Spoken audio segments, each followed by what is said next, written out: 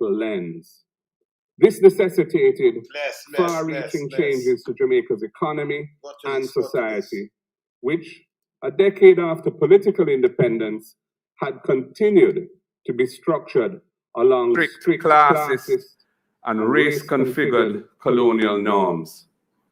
Over the course of those 8 years, Jamaica was deeply transformed in profound ways never attempted, much less achieved, either before or since.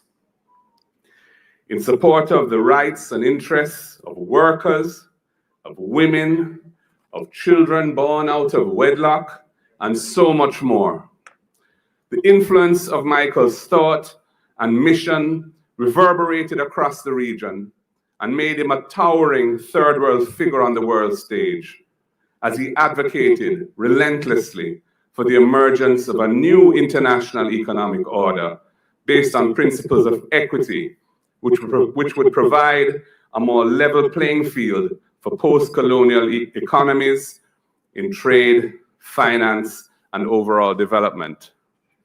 In the second half of the 1970s, the backlash to this transformation that was instigated by the political representatives of the privileged status quo in Jamaica, aided by their external Cold War backers, was relentless and severe, resulting in a concerted propaganda war against his government and the intensification of political violence as a tool of destabilization, ultimately resulting in the bloody 1980 general election defeat of the People's National Party.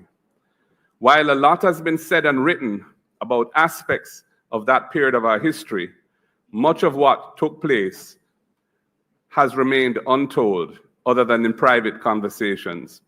Such is the vestigial, unresolved impact of that era on the nation's consciousness.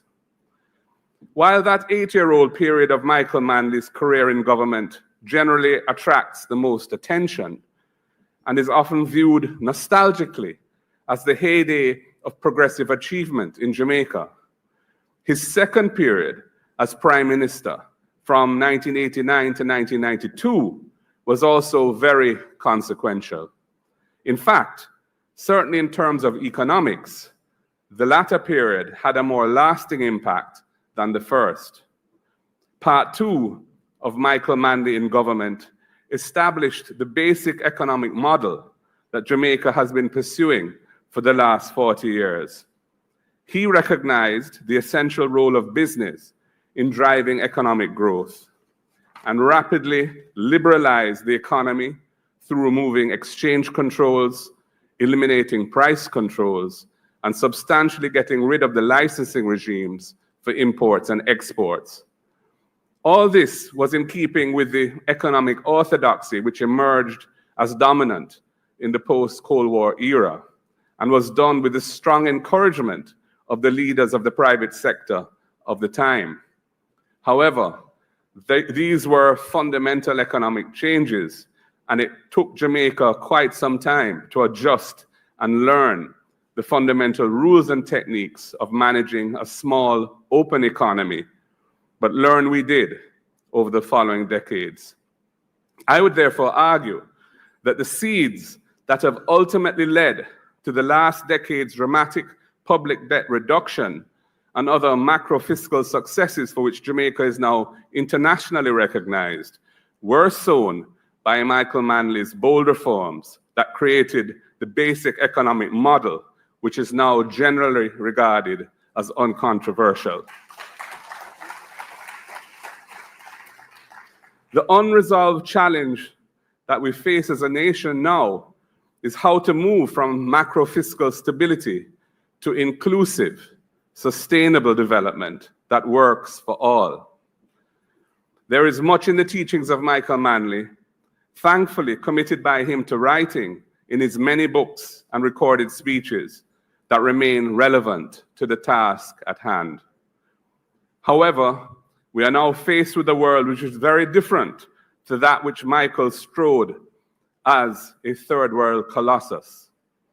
A new wave of right-wing leadership is emerging across Western democracies as diverse demographic groups such as minorities, young men, and disgruntled and alienated working class persons reject the placid complacency and self-righteousness of mature Western liberalism. This is happening even as the economic balance of power shifts eastward to China and India, and the phenomenon of BRICS begins to emerge with alternatives to the post-World War II structures which have underpinned Western dominance in global finance and trade. Amidst all these uncertainties and risks, the principles of social justice and equality of access to opportunity, which Michael Manley steadfastly championed like no other throughout his life, must remain our guide as we seek for solutions in a very different era of the politics of change, and renew the search for solutions which are pragmatic but principled responses to the deep, unresolved challenges of our time.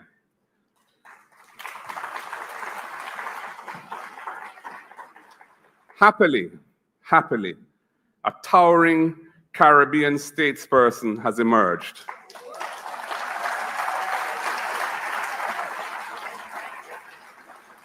The inspirational Caribbean leader of this era, who is with us this afternoon.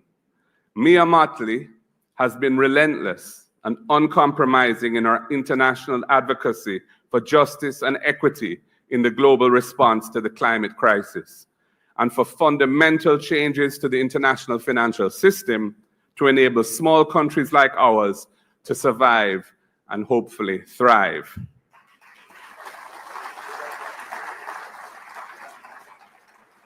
In this regard, Mia has manifestly inherited and assumed the mantle of Michael Manley.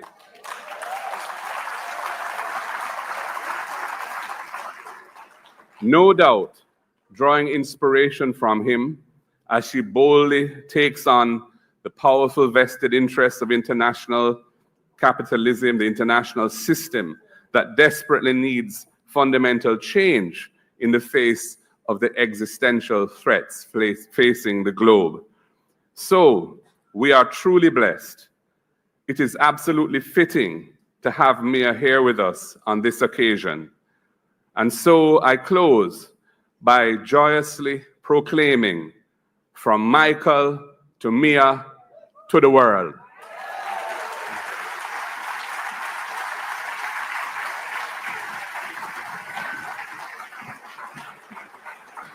Indeed.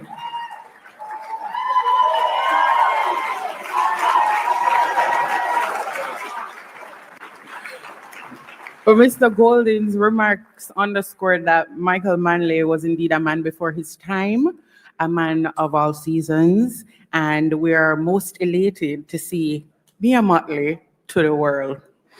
Now, you know there can't be no event in Jamaica without we bring the culture into it, right? And when we think about culture in Jamaica, we think about dancing, right? No, I'm not gonna dance for you tonight. However, CDT is prepared to give you an excerpt from Calabash, which is choreographed by the late Tony Wilson. Let's make them welcome.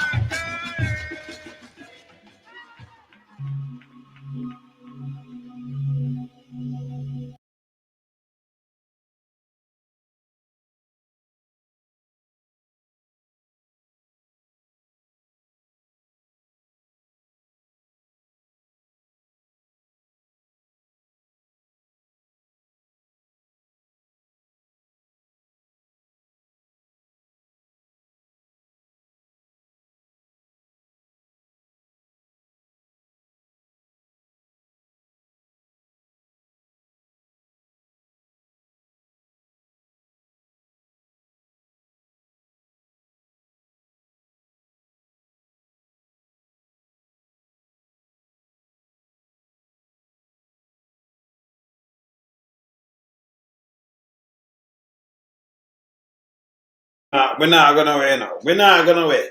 We're not gonna wait. All right, so them up. Yeah.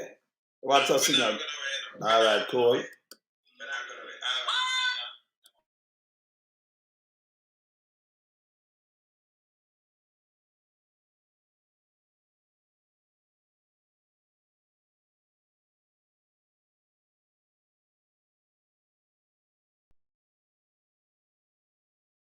I drop them signal back again, you know? Yes. No, so we're there. We're there, you know. What happened, Chris?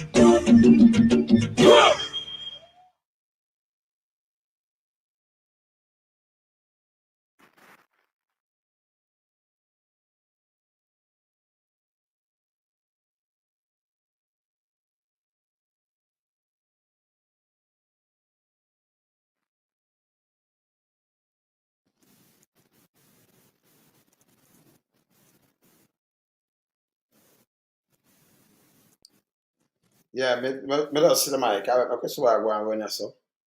Yes, man. All right, cool.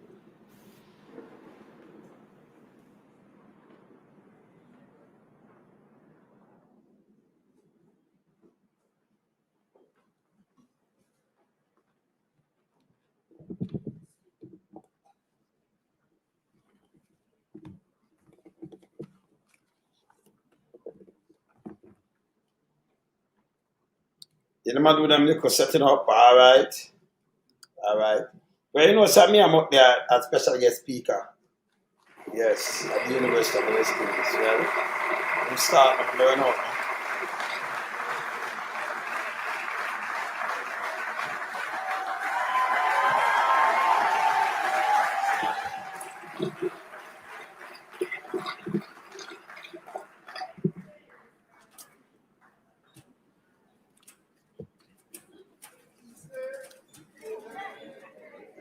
Prime Minister Mia Mottley, Leader of the Opposition, Mr. Mark Golding, former Leader of the PNP,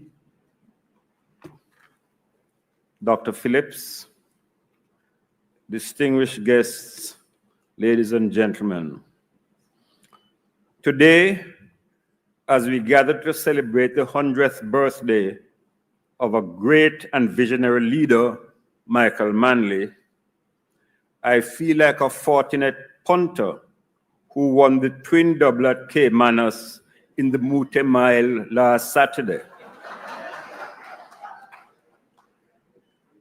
I had to step to the crease because I have been invited to pay tribute to the life and political legacy of that towering icon, Michael Manley, in shaping the landscape of our nation and the voyage to regional economic integration, and also to introduce our distinguished guest speaker.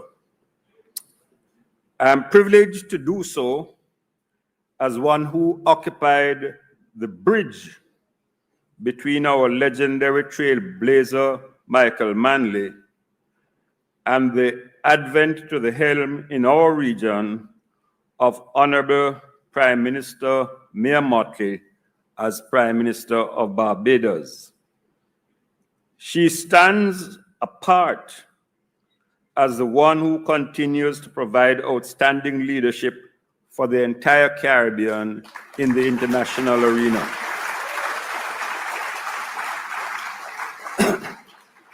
There's a clear link, which is already evident, but it will become even more obvious to our proceedings here today. I have a lot that I will not say. Jamaica's fourth Prime Minister, Michael Manley, understood from the very start that our island's economic development was to a great extent determined by the abomination of slavery and colonial exploitation. He deplored that iniquitous global system which had resulted in adverse forms of trade, the absence of supreme control over our natural resources, and the denial of remunerative prices for our primary commodities. Manley recognized that in order to address these age-old deficits, there was required a framework that would also make the Caribbean voice stronger than the sum total of the region's separate voices. In conceiving and concluding the Treaty of Chaguaramas in 1973, Michael Manley was one of the four principal architects and engineers in that push to explore common incentive policies towards investment and a common external tariff. There are time limits which I will follow, especially as I see members of the judiciary in the House. I want to draw direct attention to one of the main significant features of the treaty, and it is that provision which relates to the conduct of foreign policy. Nowhere was that determination to chart our own course more clearly demonstrated than the earth-shattering decision by four Caribbean heads of the independent countries in 1972 to repudiate the US punitive embargo against Cuba and establish full diplomatic relationships with an island that, whether others like it or not, is inexorably a nation of the Caribbean Sea. A few days ago, in light of emerging changes on the global landscape, our longest-serving Prime Minister, Dr. Ralph Gonsalves, well known to all of us, has warned, now more than ever, the unity of our Caribbean is essential. To that I say a loud amen. That bold step decades ago has yielded long and substantial benefits to our healthcare, our educational system, and a range of technical cooperation agreements in several fields, so that even those who were vigorously opposed then, whether for mischief or partisan advantage, have long come around to applaud and engage. The Cuban ambassador is in the house, and I ask him to take a message back to Cuba. Venceremos.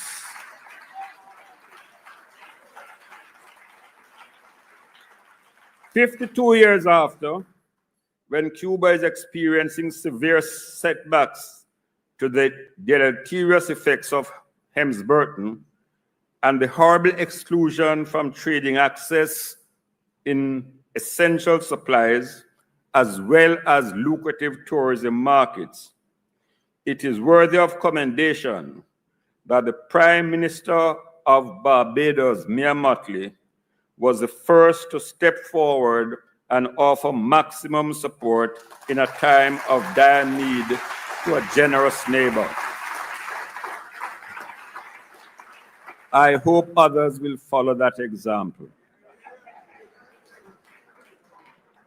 Michael's mantra was the search for equality and the building of a just society, a cause to which he devoted his catalytic energy, his fertile imagination, all eloquently couched with his persuasive, his oratorical mastery.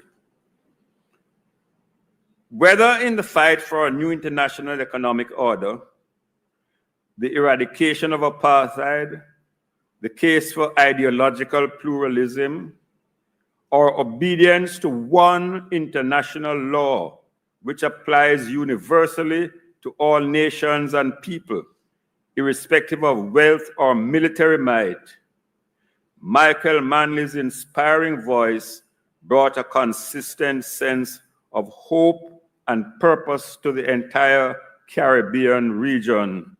Throughout Africa, the continent where human civilization began, but carved up and pilloried by European partners for their own aggrandizement.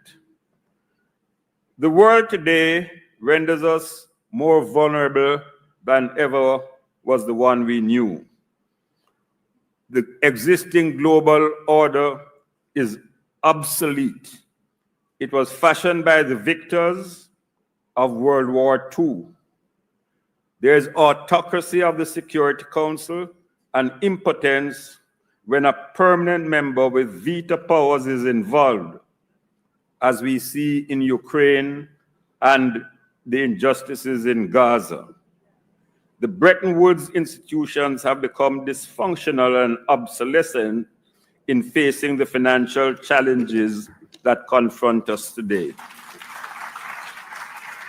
New challenges have emerged with health pandemics, global warming, and the rapid changes with the advent of new technology and artificial intelligence.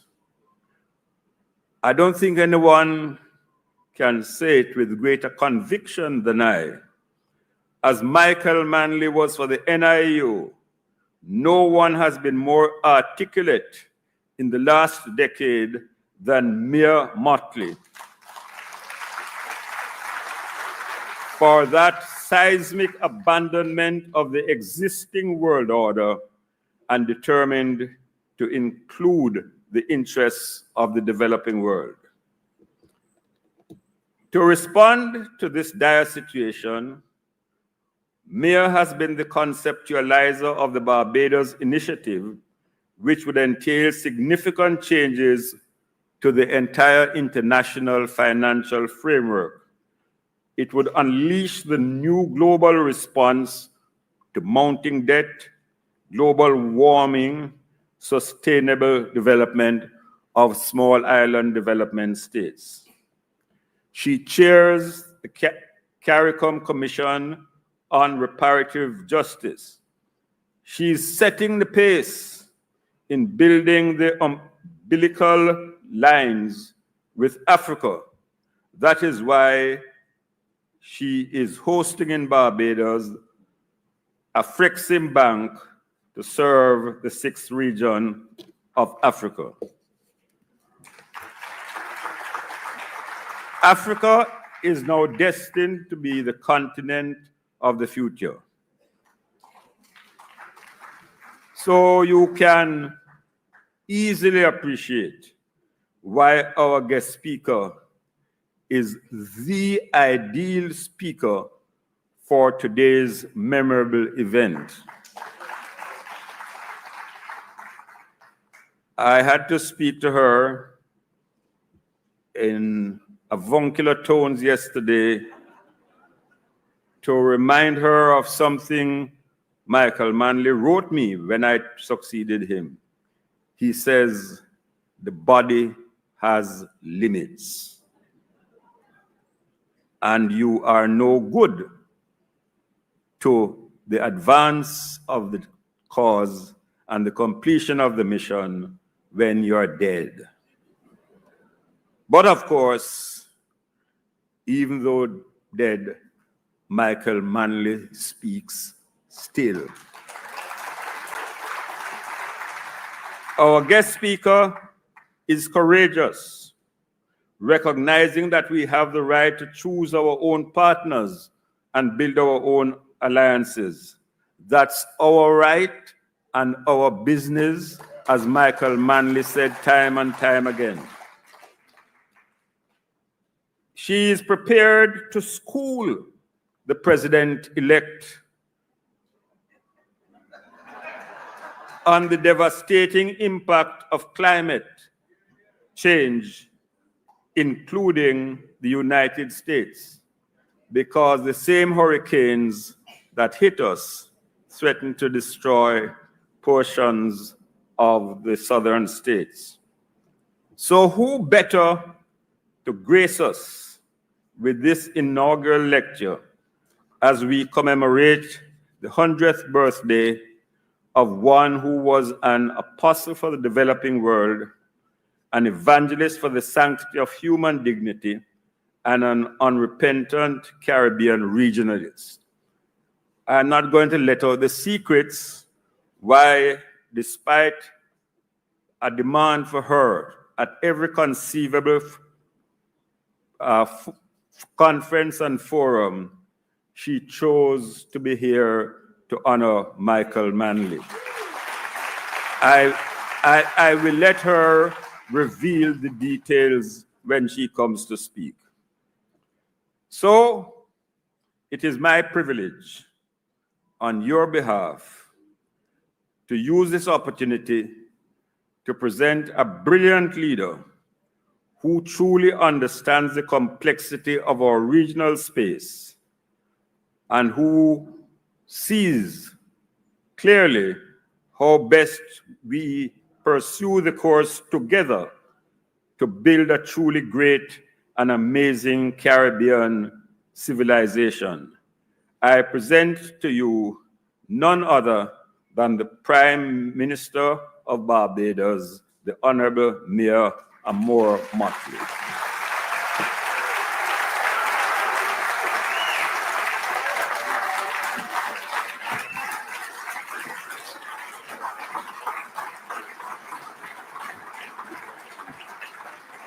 Thank you so much.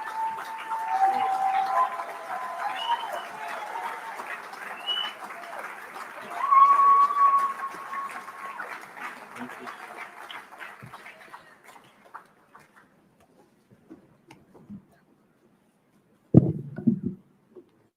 I think you wanted a handout.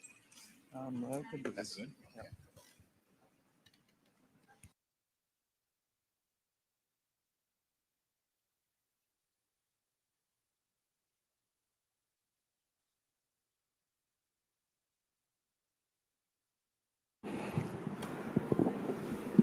Former Prime Minister Percival James Patterson, Leader of the Opposition, the Honorable Mark Golden, former Leader of the Opposition, and forgive me, I like to see people's eyes, former Leader of the Opposition, my good friend Peter Phillips, members of the executive of the Michael Manley Foundation, members of those entities related wholly or otherwise to the Michael Manley Foundation. And they asked me what I wanted to speak about today. And I thought, and I thought, and I thought. And I decided that there was only one thing which I could speak about. Yes, the word is love.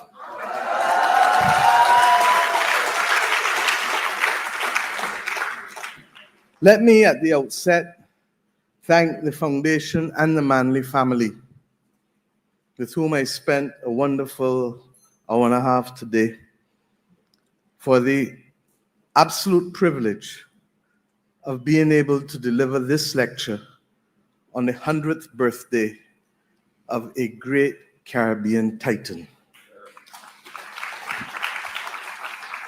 And I do so conscious that 5 years ago, in 2020, I had the same privilege of doing that for Errol Walton Barrow, who, in spite of belonging to a different political party from the one that I lead, was among those great Caribbean, and in my case, Barbadian builders, father of independence, along with persons like Grantley Adams and Norman Washington Manley, and Tom Adams, who helped lay the foundation in our own case for a modern economy, and of course, Owen Arthur, who continued to lecture us week by week in cabinet about the benefits and the legacy of Michael Manley for 14 years.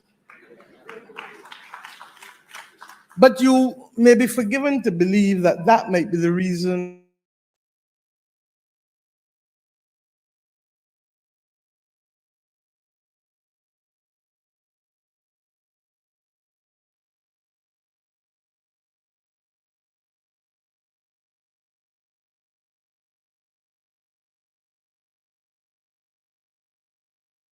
why I'm here alone.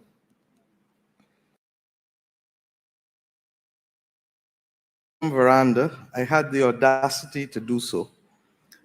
But I was walking with a book, and they pulled the book from me to see what I was reading.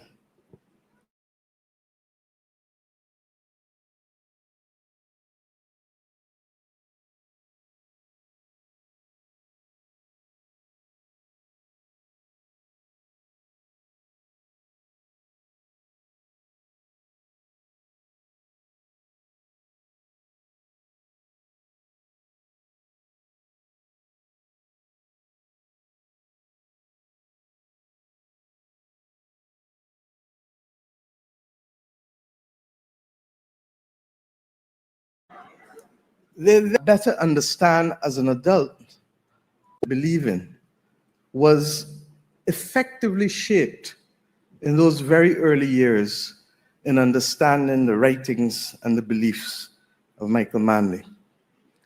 But there is one other story that I will share before getting into the meat of the occasion. Because in one's life, you remember when you have to wear a cast, especially when you have to wear it for 6 weeks. And in my life, I have worn a cast only once on my left leg, knee down to ankle. And one morning, when I was about 16 or so, Errol Barrow called and said, "Tell your mother and your father, don't cook tonight. I'm bringing Michael and I'm coming."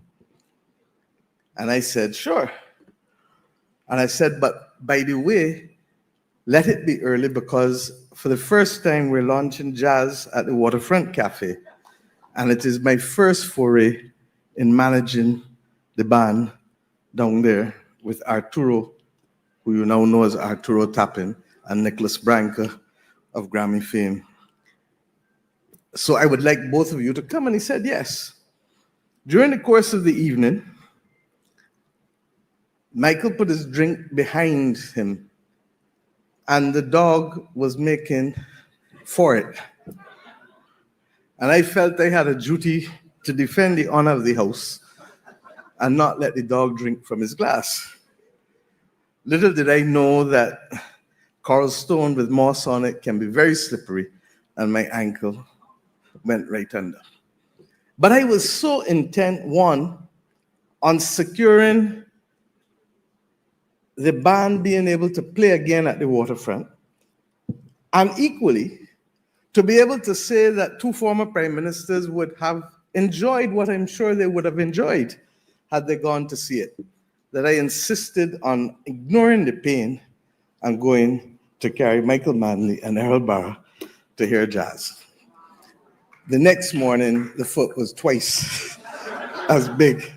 And the lesson really is that I paid a huge, huge price for wanting to be able to share in the aura of two great Caribbean men on that night. I give you these few jokes and stories because, in a very real sense, you cannot talk about Michael Manley and his politics without appreciating Michael Manley and the man, and his utter and absolute charm and ability to make even me as a young teenager feel that there was purpose in all that we were doing, but that equally that there was a larger mission which embraced us all as Caribbean people. I would later spend many hours next to him at Brandon's tennis when he would come to Barbados, and I would usually be the one there next to them watching tennis at Paradise on that occasion. I am honored because when, and I hope that many of you who have not read it will still read it, pick up this seminal work, with the exception of maybe one chapter, the contents of this book remain as relevant today as they were when the book was written almost 50 years ago. And I'm conscious that in this book, you understand fully why the word is love came to represent so much of the policies and programs identified in a philosophy that saw people, that heard people, and that felt people. I am not the one to give you a historical treatise on all of the achievements of Michael Manley.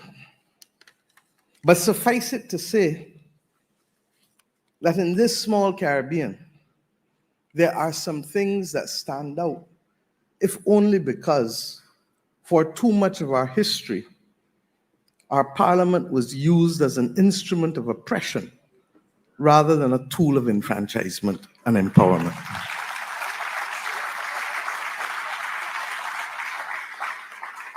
That we have not even yet reached 100 years of being able to be firm craftsmen of our fate speaks volumes. But that we have, in this short period of time, been able to reverse aspects of our legislation that literally choked us and denied us the dignity of agency and the dignity of our humanity is a major, major accomplishment. In our case, it cut across many leaders. In yours, it did. But some of these things stand out purely because of the majesty of the legislative transformation and the social transformation. The repealing of the Master and Servants Act, an iniquitous piece of legislation that sought to bind us in as close to bonds of slavery without slavery being legal. The establishment of a national minimum wage, something that eluded many, many countries for many, many decades before you established it here. Maternity leave with pay, which we actually did slightly before you, but Michael Manley made sure that you did it. Gender equity and pay scales. Other laws, as we heard tonight, that outlawed bastardy, as we did too, around the same time.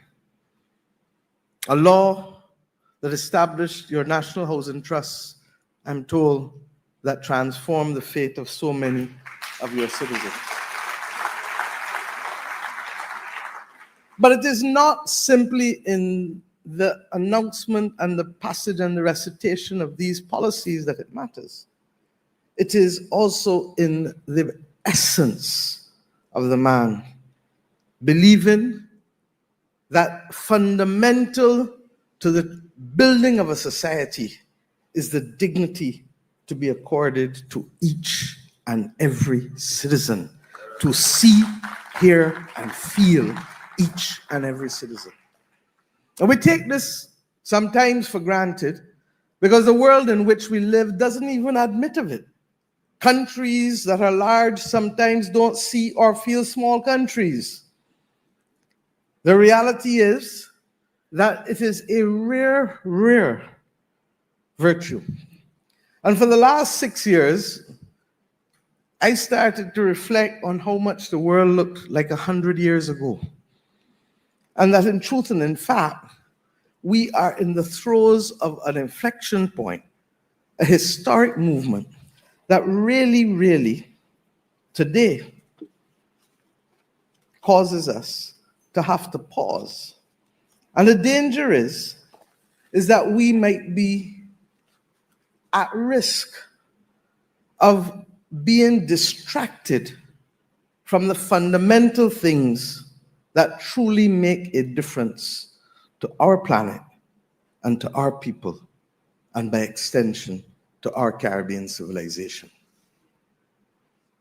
The reality is that what we are witnessing, in my view, is really the dying of an old order without yet seeing where the new order will be located and how it will be framed. The Italian philosopher Antonio Gramsci wrote in his famous prison notebooks, and I quote, "The old world is dying and the new world struggles to be born. Now is the time of monsters," unquote. And what are those monsters today? Is it the climate crisis? I don't refer to it as climate change because there's nothing about change in the crisis that we face. It is a season of superlatives, and it's the season of the unexpected. We see it from the droughts, to the floods, to the hurricanes, to the sargassum seaweed, to so many other things that are so unrealistic. I'm accustomed to convection rain here in Kingston, not in Bridgetown. For the last 2 years, we experienced that from August to December, almost 5 days a week. While at the same time, for the first 6 months of last year, we had less than 50% rainfall of the average 30 years that went before in the same year. The monsters are the pandemics. And we acknowledge that with the increased heat, we are likely to see new pathogens develop, and by extension, new pandemics are likely to emerge. But even as we speak, separate from that, our abuse of antibiotics, antimicrobials, has led to an extraordinary level of antimicrobial resistance that now makes that responsible for the third highest number of deaths directly and indirectly in the world. And by 2050, it shall be responsible for the highest volume of deaths in the world, reversing a century of medical progress and making simple things like going to the dentist or going in the garden or having a baby risky things if you get an infection. We have seen environmental degradation generally, but in particular degradation of our soils. And there is the belief that it will considerably impact the already threatened food security that we have as a result of the impact of climate itself. But soil degradation in and of itself will make it worse. We are seeing the collapse of ecosystems and the collapse of and further loss of biodiversity. Things that we were accustomed to seeing are finding themselves removed from our environment.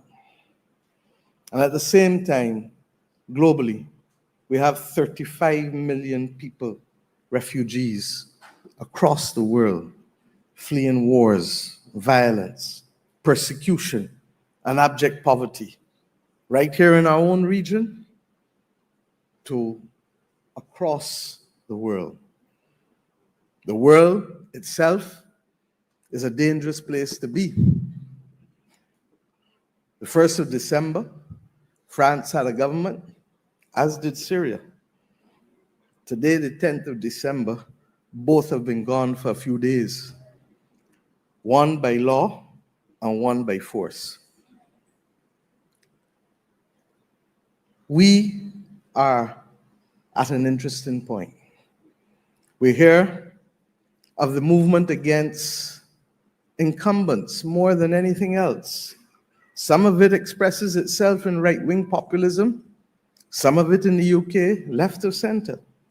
But in both instances, it's an anti-incumbent move, largely because much of what people have had to experience in this polycrisis moment in the last 5 years has made life difficult for most and perplexing for all.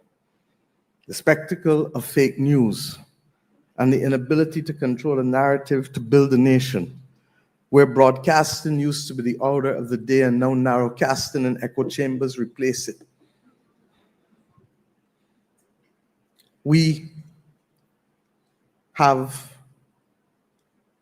more than ever to determine what does love look like in this, the third decade of the 21st century. And because time limits me, I'll just address a few matters. One, as it relates to regional integration and foreign policy. Two, as it relates to the reform of the international financial system, and by extension, our capacity to meet the global public goods that are critical for our survival on the planet as people. And finally, the utter and absolute importance as Caribbean people of the psychological reinforcement of our cultural identity to give us purpose and to give us unity and solidarity to weather these difficult times as the New World Order finds itself emerging. May not be for a few decades, maybe as soon as the next 5-10 years. And it is slow upon us when all of a sudden, as we saw in Syria, it is immediately upon us. And that is the nature of the world in which we live today, where the powers that influence and the information that is generated goes way beyond the nation state. And to that extent, on this day of International Human Rights Day, one asks yourself, what will that new world order look like? And what will truly be the power of nation states? Will small states be able to survive without deep functional cooperation and pooling? Or will they become collateral victims as the world seeks to line up behind great powers yet again? Particularly if the multilateral rules-based system that we have is not allowed to work for us. I say to you that it is critical that we not be sucked in to the bankruptcy of the current global world order. And if we go back to what love was for Michael Manley, and I'm amazed at the extent to which even the language used foretold the times in which we come to live in. There is no doubt that we are in a race against time. And those who doubt it will fail to prepare.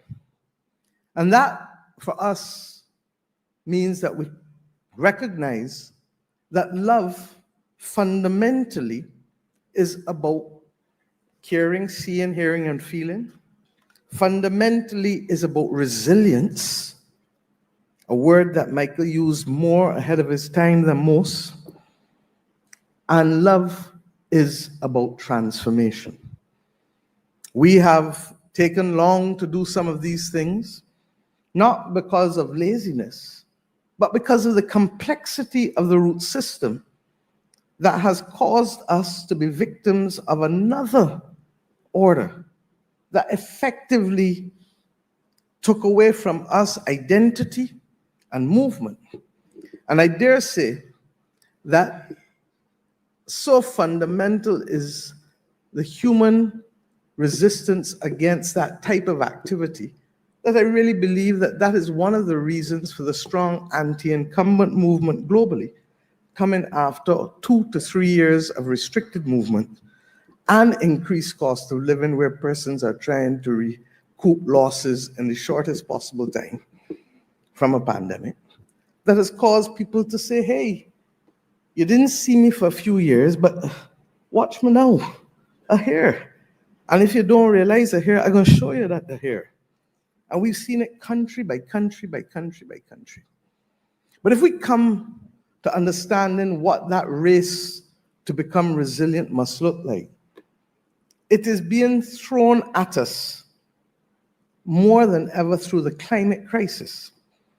And that is why, in a very real sense, the global South, in its victimhood, has a renewed sense of solidarity, because we all know that we didn't cause the problem, and that in fact we are now bearing double jeopardy, because having been the beast of burden, to enrich those who built the Industrial Revolution, we are now the first victims on the front line to the consequences of the Industrial Revolution in terms of greenhouse warming.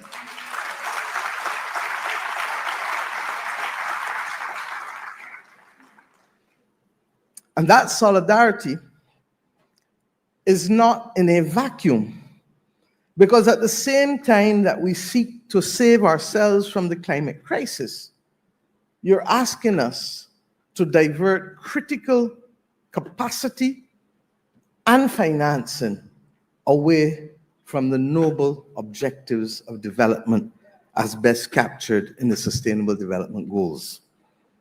It is not on. And we can no longer move in one direction to fight climate, then we can move in the other direction alone to fight development and ignore climate. We must walk and chew. And it is a false dichotomy to ask people to choose between people and planet. The foreign policy, therefore, that we have has first and foremost today to reinforce that effort that Michael Manley brought to bear in bringing unity among the global south, the former colonies, to be able to define a policy and fiscal space that was sufficiently large to pursue the policies that would empower and enrich our people and accord to them the dignity that has always been theirs, but was robbed because of the iniquitous institutions of slavery and colonialism and imperialism. We have, at this point, to recognize that that common purpose, and I have the honor to lead now the climate vulnerable countries of the world, otherwise known as the V20 group, which now embraces 70 countries from across Africa, Asia, and the Caribbean and Latin America, recognizing that our common purpose in fighting the battles against the climate crisis and finding the financing necessary to secure our way, and also conscious of the pathogens that may develop, because health can immediately trump anything if a pandemic hits us in the way that the last one did.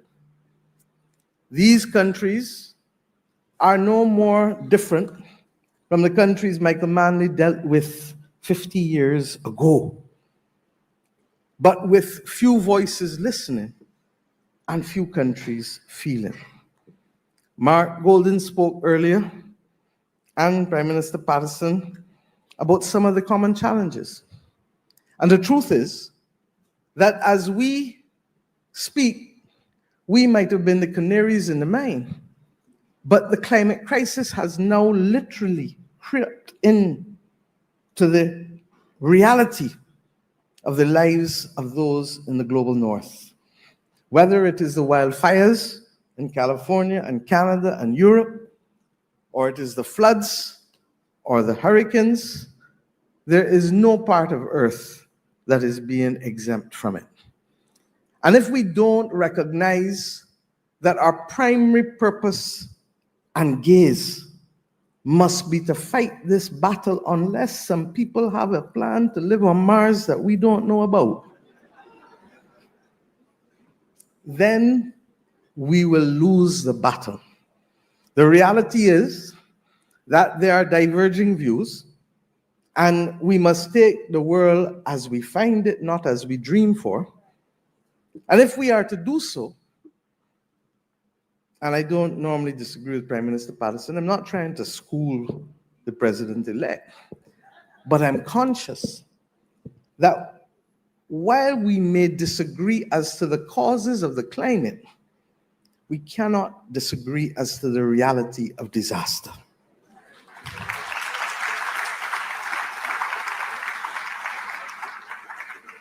And in a very real sense, our love of planet requires of us to have mature conversations that may respect the differences of what brings us to each point, but to find the commonalities for progress to be achieved, because the climate crisis is not waiting on any of us as it unleashes its furor on the world. Against that backdrop, I have said recently and repeat that if there is a way to warp size the research for the commercial application of decarbonizing technology on the fossil fuel industry, bring it on, because that's what we need. And I don't say so tongue-in-cheek, because I'm conscious that there are many countries in the Caribbean now and in Africa whose capacity to finance their development was premised and may still be premised on the fossil fuel industries. But the reality is that if we want that to help be part of the equation, then we need to make sure that the technology that will decarbonize the emissions is in fact applied at commercial scale. And there are aspects of it out there, just not yet rigorous enough. And in the same way that we saw the warp speed with the vaccine research in the pandemic, that is the kind of approach that we now need with respect to the technology. Similarly, we need a global agreement on methane. Methane has 80 times the negative consequences of carbon. Carbon, however, stays in the atmosphere for hundreds of years, whereas methane originally and by itself, will leave after 12 years. How do we do it? Every time a company flares gas, it is losing money and it is hurting the atmosphere. Every time you fail to fix a gas leak in your pipelines, you are doing the same. So let us have an agreement. Make more money by stopping the flaring and fixing the leaks, and at the same time save the atmosphere and the environment from the negative impact of methane gas. Change the manner in which we pursue livestock farming and rice paddy farming, as is beginning to happen. And let us find new practices to inform waste management in our various countries. The reality is that if we do that, the scientists tell us we can actually reverse the temperature by 0.5 degrees, rather than seeing the continued forging onward.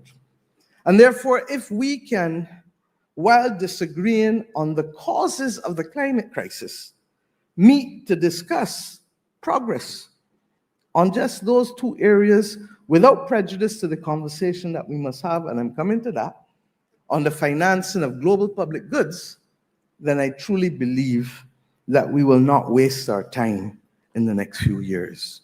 We don't need to agree on every single thing to make progress. And a practical foreign policy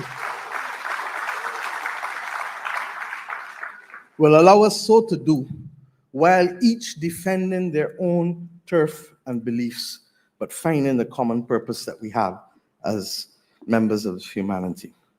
Secondly, we need to recognize that if there is going to be a move away from global trade and globalization generally, then there ought to be a recognition that regional blocs will take on more and more prominence.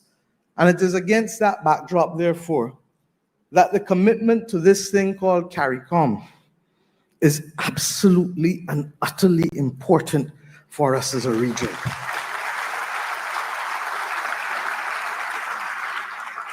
It has not escaped me that after the demise of the Federation and as a transition from CARIFTA, it was Michael Manley who in 1973, then having not been a part of CARIFTA in the 1960s when Antigua, Guyana, Barbados, and Trinidad signed the free trade agreement, that it was Michael Manley who brought Jamaica into the Caribbean community with respect to the Treaty of Chaguaramas on the 4th of July, 1973.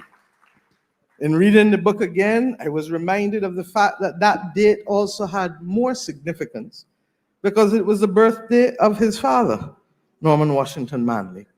for whom the other heads of government felt there ought to have been some privilege accorded to him for his successful relationship with the Montego Bay Conference of 1948, which is seen as really the forerunner of the early days of integration in this our Caribbean community.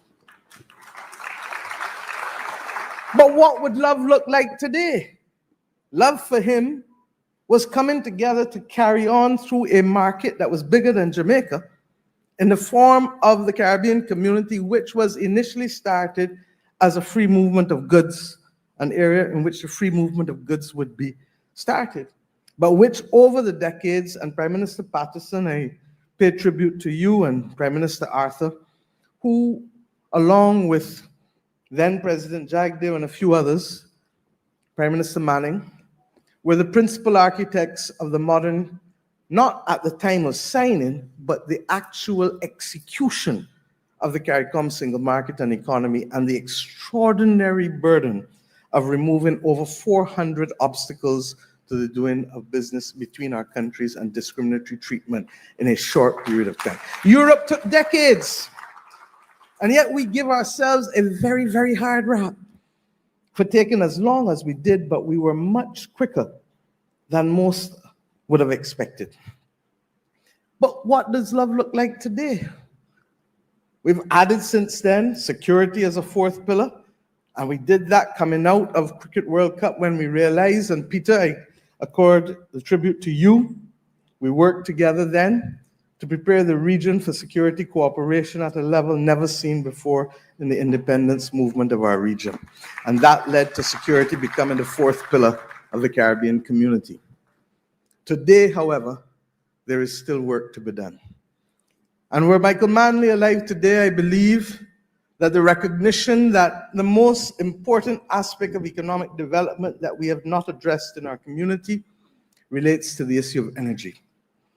And for whatever reason, it was left out then. Not just in terms of energy as fossil fuel energy, but energy in terms of the tremendous potential that we have as a region with respect to renewables. I believe that the region can no longer pursue this independently, country by country, looking and hoping to capture the attention of a small company here, or a small thing there, or a small thing there. But that there is power in having the audit done, which I've asked the International Financial Corporation to undertake for us, as to what is truly the renewable energy potential of the Caribbean community. And to determine as heads whether not only should we be embracing this within the context of the revised Treaty of Chaguaramas now, in a way that it was left out before, but secondly, to be able to allow us to have greater geopolitical negotiating power in seeking to find a single offtake agreement for the renewable energy potential of the entire Caribbean community. This can be done without compromising the integrity of individual investments in each territory, because there are legal modalities such as segregated cell companies that allow a single company with segregated cells which have immunity against the contagion from any other investment in any other cell. But it will require a mindset change that is recognizing that only in solidarity will we command the power and capacity in this new world that is unfolding. We don't know what it will look like. Only in coming together will we give ourselves the best possible chance to fight not only the climate crisis, but the international economic instability that is coming as a result of the many other polycrises. So pooled investment beyond functional cooperation ought to be a methodology employed by us as a community. In the same way that during the pandemic, we learned the hard way that when no one would even look upon us to offer us a ventilator or vaccines or anything, because it was the wild, wild, wild west, quite frankly, when no one would do it, the African Union and the Afro-Exim Bank stood up to the plate. And I remember chairing CARICOM as I was then, working with them to ensure that a country as small as St. Kitts and Nevis could secure access to therapeutics, vaccines, and equipment at the same price as a country as large as Nigeria.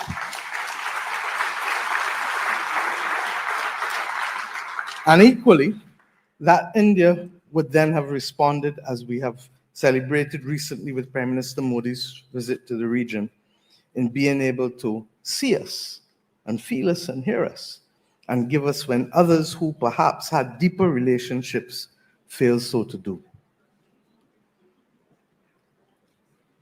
I believe, therefore, that the concept of pooling, which is really a relation to functional cooperation, has to be embraced more vigorously by this Caribbean community, and that there are a number of common problems that most of us face. All of our countries, with the exception of Haiti, are underpopulated, declining and aging populations. In Barbados' case, 1 in every 2 people predicted by ECLAT will be over the age of 65 by the year 2050. Unsustainable. In the case of Trinidad and Jamaica, it is expected to be between 37% and 39% for the 2 countries. Unsustainable. And this is one area in which the region ought to be coming together to make collective decisions, because without people, you cannot sustain the level of growth that is necessary for us to adapt and to build resilience in this fight against the climate crisis that is going to take more and more lives and livelihoods away from us. I pray that we will find and summon the courage, but for me, that is the voice in my head that I hear from Michael Manley with respect to how love is interpreted and built out to ensure that we protect as many lives and livelihoods over the course of our future by recognizing that the way we built, the way we dealt with drainage, the way we dealt with roads, the way we dealt with public infrastructure, all of these things will now change because of the manner in which the climate crisis is unfolding upon our nations. Similarly, that we must try to negotiate all of this, as I said, with a very difficult foreign policy environment. And it is easy and perhaps attractive for some, and we will have to find tactical ways of dealing with it. But I have a very simple approach, that if we are going to say that you can't speak to one and you can't speak to another, then let it apply to all countries of the world. But to the last time I checked, everybody who is a mighty power speaks to everybody, even when they are at war. And therefore, the Caribbean region must retain its options always to maintain communication and to find the best opportunities for our development, because no one is giving us anything to help ourselves. And if we don't understand that it is self-reliance to build resilience, then we better wake up and smell the coffee fast, fast, fast, because that is going to be the only way. This book speaks to resilience and self-reliance, and many of you know from hearing him directly that that was a central core philosophy, because in recognizing that you want independence of spirit, that you want to be friends of all and satellites of none, as Barbados defined its foreign policy to be in 1967 in the first address to the UN, that it means that you have to give yourself the capacity to defend that with dignity. Doesn't mean we will agree on everything, but it does mean that we have the right to communicate with whomsoever we please and on the terms that we believe to be appropriate to guide that level of communication. I want to suggest that one of the things, however, that we need to do is to turn inward and to see how best collectively we can work together to develop that regional self-reliance. Domestic resource mobilization is absolutely critical. And unless we can find a way of financing those resilience building activities, they're not going to happen. That is why my country settled earlier this year a national investment resilience plan for the next decade, Because unless we have clarity as to what the public and the private sector must both do to build out those bridges of resilience, they will not happen. We have in the region a level of savings and excess liquidity that is there, in many instances earning at an interest rate much less than inflation. In my own country, a ridiculous amount of 0.1%. In the case of Trinidad and Tobago, 0.5%. In the case of the Eastern Caribbean states, 2%. In Guyana, 2%. And in truth and in fact,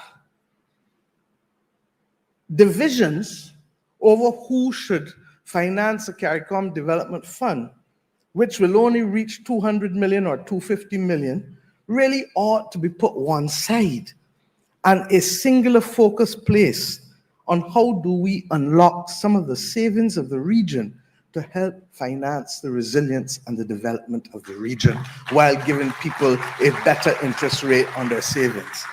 It may mean deconstructing a few rules and reconstructing and putting some additional guardrails in place. But it cannot be beyond the governors of the central bank and the ministers of finance of this region to ensure that our region's people have a better chance at earning on their savings while giving us the opportunity to finance a portion of our development as we seek to build resilience and develop adaptation plans. The truth is that we will have to do so with haste.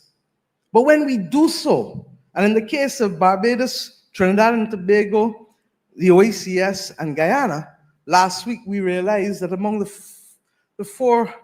groupings in the Southern Caribbean, the excess savings are, and excess liquidity, is about $8 billion US.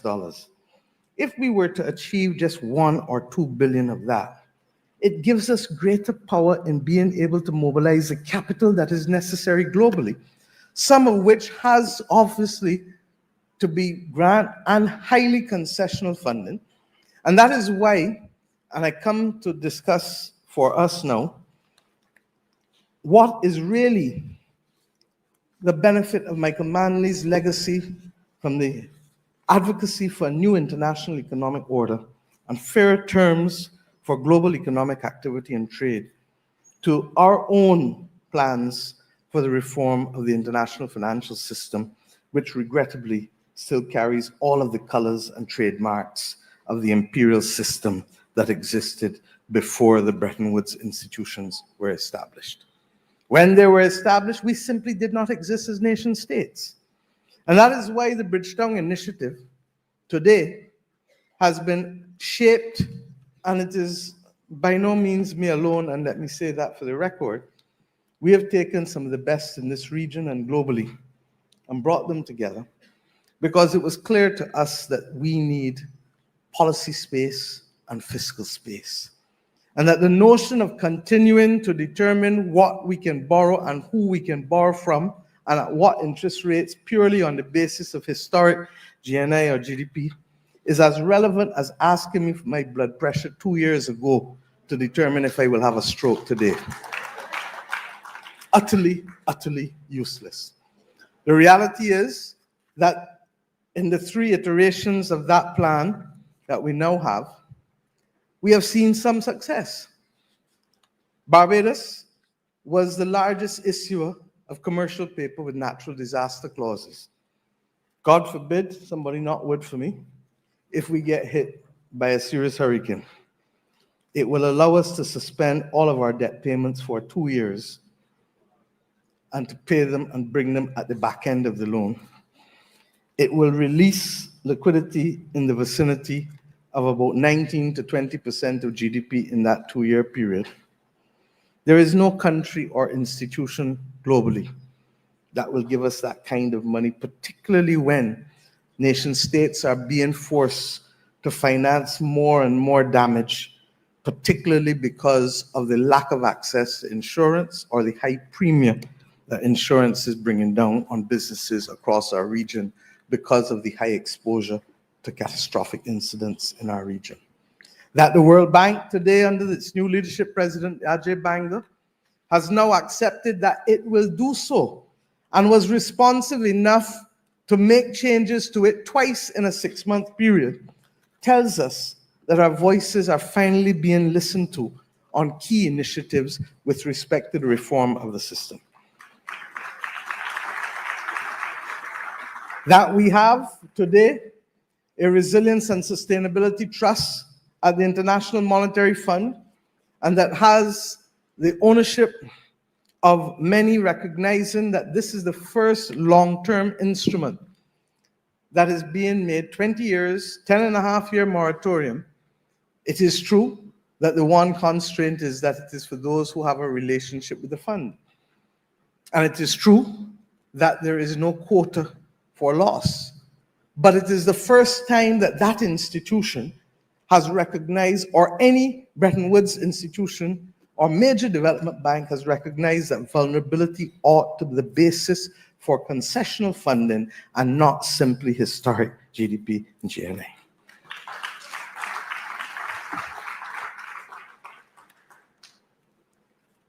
But does it stop there? No. We believe, and Bridgetown 3.0 says clearly, as I said earlier, there can be no separation of people and planet, and that we need to change the rules of the game. We need to ensure that our voices can be heard. We need to ensure that there is also the capacity to shock-proof our economies because of the scale of the polycrises that we're facing. And we need to ensure that we dramatically increase financing, not just for climate, but for sustainable development goals. Michael Manley would have been on the front line of this call for economic justice were he alive today. And that is why I make no apology in saying that the Bridgetown Initiative is an offspring of Michael Manley's advocacy and efforts for the construction of a new international economic order in the 1970s. But this document goes further, because it is really asking the world to make a quantum leap in terms of recognizing that in a globally interdependent world, we must recognize that there must be a global commons and there must be the protection of global public goods. And those goods are for us to be able to deal with and to prepare and adapt and to mitigate where possible the climate crisis and the loss of biodiversity. Two, as a subset of that, because we are human beings who cannot survive for long without food and water, that we address the issue urgently of food and nutritional security and water security. Thirdly, that we fight the pandemics, both the traditional ones and the silent slow motion pandemic of AMR, to which I referred earlier. Fourthly, that in today's world where there are more and more people week by week emerging as victims of war and fragility, and in our own region, even though we do not have a theater of war, we have, regrettably, the spectacle of being the region that has the highest homicide rate in the world per capita. A totally unacceptable position, largely driven by paying a very heavy price, as I said recently in Barbados, for the Second Amendment rights of the Americans, because of the intrusion of guns and assault weapons that have no place in civilized society.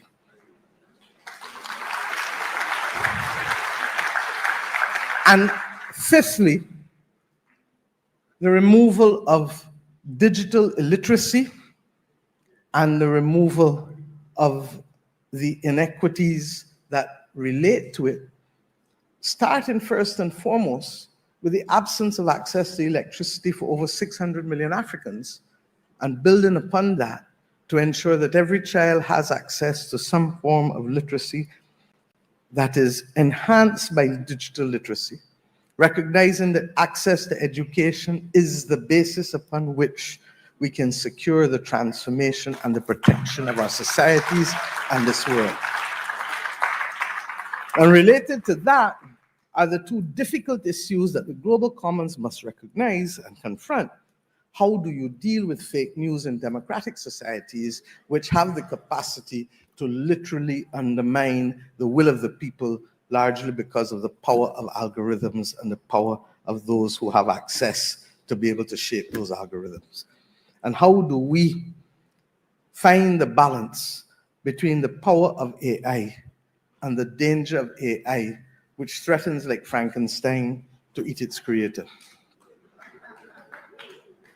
These are the 5 general precepts for the establishment of a global commons and the global public goods. The problem is that the world is saying, and there's some merit in it, that the developed countries themselves are saying that, especially with the spectacle of war and defense spending and other difficult fiscal adjustments coming out of COVID, that there may not be sufficient public money, as we traditionally know it, to finance these global public goods.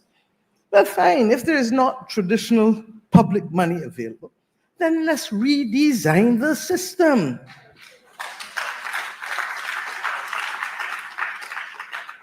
You cannot tell me that it is okay to say the polluter must pay as a principle, and we simply forget it when it comes to how we treat to the global commons.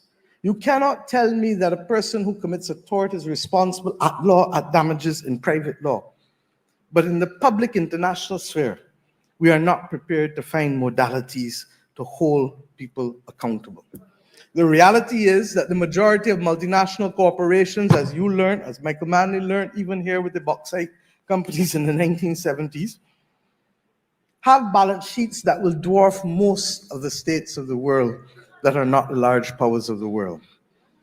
And therefore, there is a balance in asking those companies who either contribute to the problem or who may benefit egregiously from the solution that there is to leave a few cents on the table.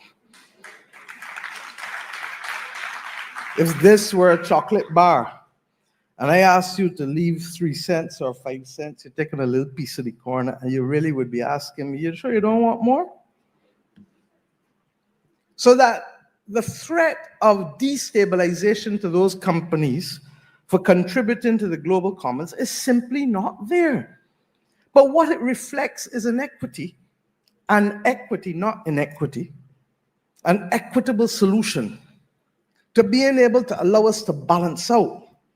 We talk, and Barbados now chairs with France and Kenya, the Global Solidarity Committee on Levies, because we have to find a way, because the world, the climate is not waiting on us to solve Ukraine or to solve Gaza, to solve Syria, to solve the homicide rate in the Caribbean and Central and Latin America. It's not waiting on us. And we continue, therefore, to see the excesses unfold in ways that are now threatening basic food security in the region. Beryl caused crops to go. But it isn't only the multinational corporations, and let's break it down to give you an example before I move on, sorry. Fossil fuel companies can find a way of contributing a few cents in the dollar. Shipping companies who contribute to the greenhouse gas emissions but pay nothing. There is now a proposal that potentially can see them helping to finance, okay, ship owners' rebuilding of green ships, but equally leaving money for what is known as in-scope activity, in other words, coastal infrastructure, to be able to help countries build out and protect themselves and to provide the resilience that we need.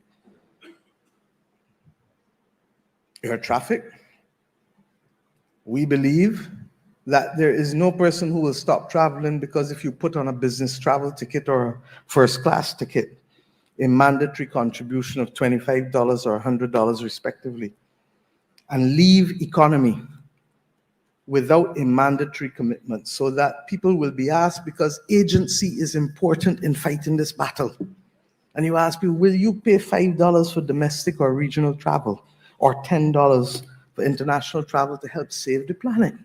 So that the people who benefit and whose children and grandchildren will benefit feel that they too are making a difference in the effort to save the world.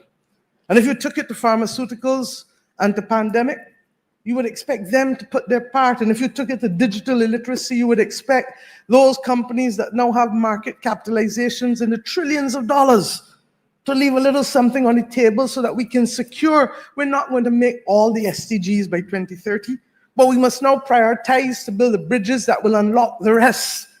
And that must mean fighting hunger and poverty. That must mean providing education across the world. That must mean ensuring that we have the technical capacity to unfold the benefit of renewable energy while at the same time creating the opportunities for green investment, because foreign capital alone will only make us tenants in our own land, and therefore the domestic resource mobilization and the aggregation of capital is necessary to balance the equation so our own citizens do not become tenants in their own land. I say these things because I genuinely believe that in the same way we saw over centuries the evolution of the joint stock company, in the same way we saw over centuries the emergence of the nation state, in the same way that we recognize that this is the beginning of the end of a current world order, that we have to be prepared to recognize and to determine what are the things that are necessary to secure lives and livelihoods, people and planet, without being wed to systems that are no longer working for us and that were made in the image of people who only want to dominate and exploit. That is the spirit of Michael Manley and the word of love being practiced. I say to you today that when all of that is combined, we still have to come back home to the most basic and elemental of truths. That you and you and you and you and you and me have first always to summon the courage and to look in the mirror and to believe, as Errol Barrows said, in our mirror image. To believe, as Marcus Garvey said, that it is critical that we emancipate ourselves from mental slavery. And we forge the strength and courage to develop the confidence, not just simply to say that no man is better than me and I am not better than any man, because our people now accept that. But coming with those rights now come responsibilities, because there is no right that can exist forever without a responsibility to tend to the things. A house, this building, you leave it unchecked and unattended for, and it starts to fall. You leave your body unattended for, it atrophies. And we as a region have a duty to have mature conversations, first to begin to understand how we can reclaim the mental landscape of our own citizens, recognizing, as I did in a CARICOM Ministers of Culture meeting as a young senator in this country 33, 34 years ago, that we will never be able to stop information from flowing in unless we close down our society. And it's not practical. So that what we must do is root our people, so that when the gale force winds start to blow, the trees may bend, but they will not break. The roots are complex, and the educational system needs to be transformed to ensure, as difficult as it is, and believe you me, as I go through this process in Barbados, I know it is difficult, because nobody wants to feel as though they are on the front line of change, particularly when the change may have implications for their own household.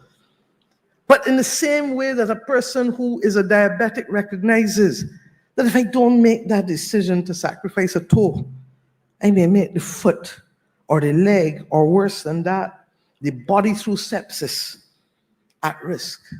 We as a region need to understand that the price of freedom is also equally the anchoring of responsibility in this Caribbean region.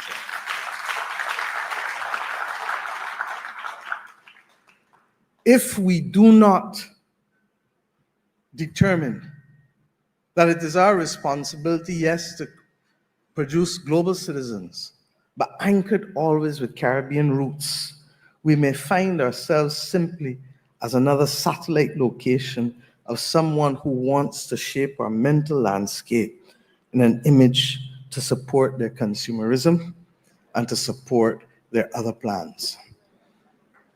Guns don't walk and guns don't talk. The ability to boost our cultural confidence and to change our mental landscape and our attitudes towards work, towards how we treat one another, is at the core of what lies before us now. And if it was urgent when there was broadcasting from overseas, it is more urgent with the narrow casting that takes place with these instruments that are in the hands of each and every one of our citizens, either directly or indirectly. I hope that we will learn from the language and from the teachings of Michael Manley as it relates to this area. Your country has proclaimed that the extent to which you felt proud and strong, and to which your artistic expression reflected that sense of pride, perhaps emerged more under Michael Manley than at any other period in your post-independence history. The passion with which he addressed these issues is clear to all. But what, for me, stands out is that it doesn't matter how much we talk about it. It is only in the expression of our actions that the true difference will come. And we've gotten aspects of it on the creative side correct. It is true that there are aspects that require greater conversation, because I say all the time, who is the greatest Caribbean artist of all time? And if it was Bob, I never heard him denigrate a woman in his lyrics, and I never heard him promote the use of violence and guns in his lyrics either. So how he gets so popular worldwide? And we have to start to have these conversations with ourselves in a way that recognizes that we are stewards of our landscape and our environment for the time that we are here. I believe that that is not only going to show a benefit with respect to the reduction of violence and the management of conflict, but in the increased productivity and in the changing of our attitudes towards work, and to recognize that work is not a dirty four-letter word, as it was intended to be when slaves were forced to do it without reference to day or night, or pain or pleasure. But work truly is something that can bring dignity, because work is at the core of each person's ability to chart their destiny as individual citizens capable of being able to make decisions, because freedom is choice. And if we can have the capacity to give a person shelter that they can earn and pay for, and food that they can earn and pay for, and the pleasures that they would like, then we will be a better society. But many of these things relate not just to the concept of love or the concept of Ubuntu, I am because we are, the commonalities of that, or the commonalities of the principle of covenants that the Jewish people speak of with respect to being able to come together to do things that which neither of us can achieve on our own. This is what the world requires of us now, as we search for where this new world order is going to emerge and land. There are going to be difficult conversations. There are going to be impossible conversations and options sometimes. But what matters more is our commitment to love, solidarity, and justice, and the building of a resilient spirit that will allow us to march out, just as I can't see the people at the back because of that light.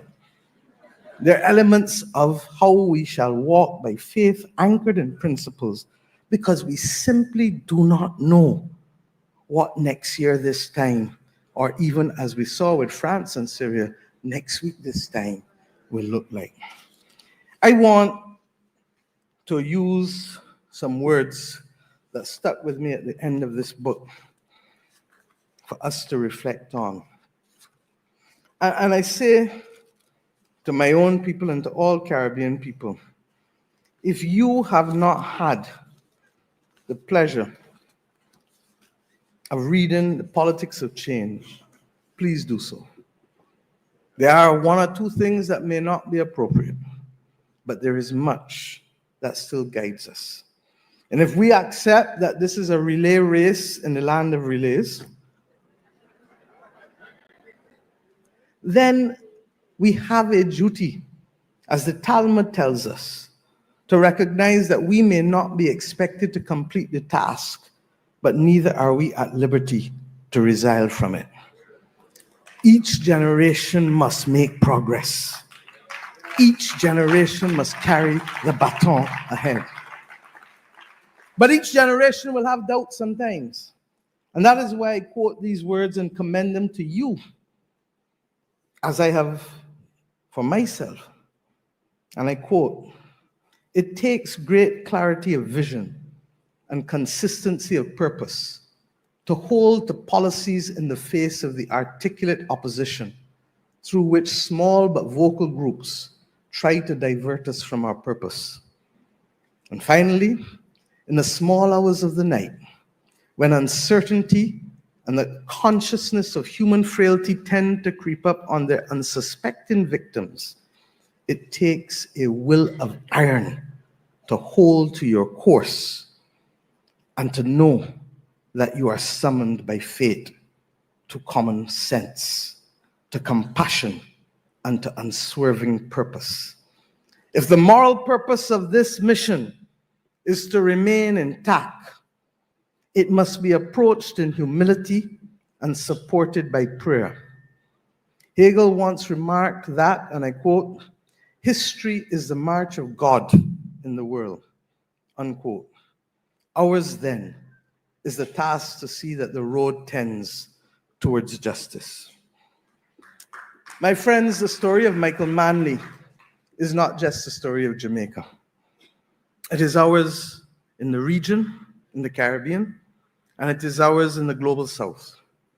His legacy belongs to every Caribbean child who dreams, to every Caribbean worker who struggles, and indeed to every Caribbean leader who dares to hope but remains determined to do. Against that backdrop, I say, let us not honor him with words. Let us make his vision our mission.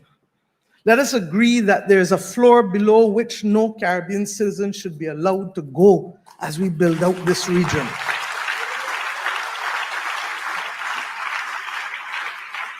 Let us agree that growth without equity is not growth that we want. Let us say with conviction that this Caribbean region will rise not because we're big, but because we're brave, and because we understand who we are, and we understand what our mission is, and we understand that a people who have been dehumanized and oppressed for decades and centuries have a duty to be able to pay forward in the form of a humanizing influence on a world that is riveted now by man-made emotions such as greed and conflict and war. And if they are man-made, they can be unman-made.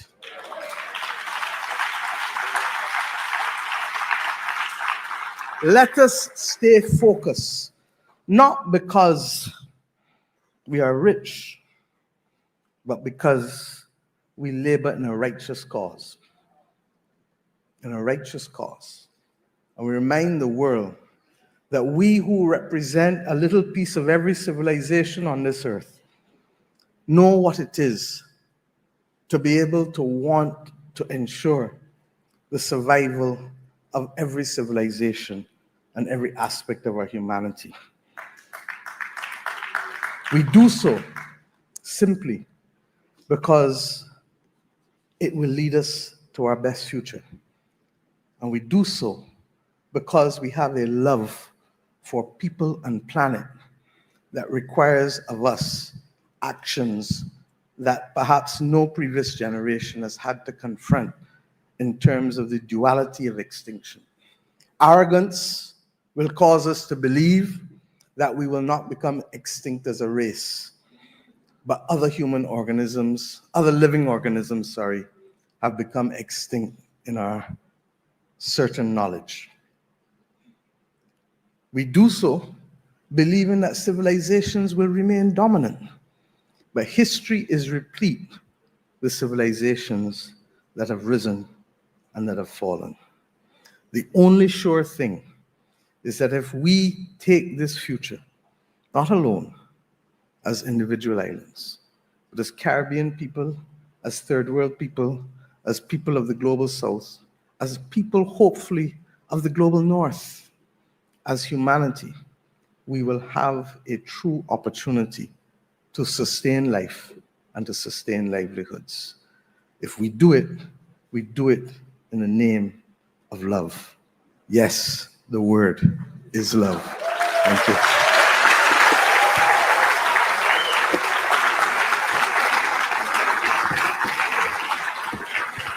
Thank you.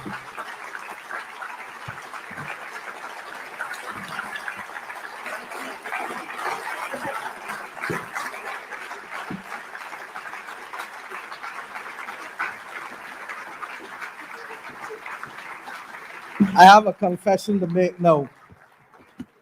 I have given many speeches, but not many have given me as much angst as this. And it is because, in a very real sense, I came face to face with understanding what has brought me on this journey. The fact that I can't see your faces has made it even more complex and difficult, because I don't read, as you know, but I want to communicate always. And it was in this country, as a young senator coming to that same meeting, and Donna, you took me to a meeting when you were parliamentary secretary in the Ministry of Culture, and Paul Robertson was your minister, I believe, and a number of other people were speaking.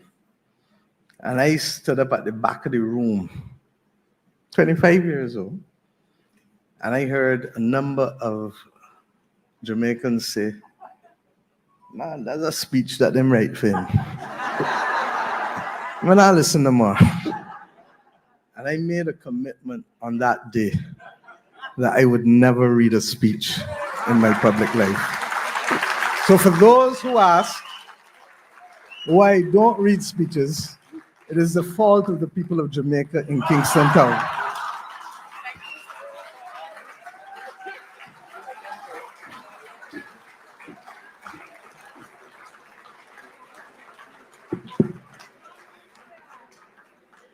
Ladies and gentlemen, we are in the presence of leadership royalty. Don't you agree? History-making humans with awe-inspiring political and social rhetoric. By the way, I had a whole idea in my mind of what would happen when I met you, the Honorable Mia Mottley. I would fan out and ask you for many pictures, but here I am with protocols observed, well-behaved. I will do it later.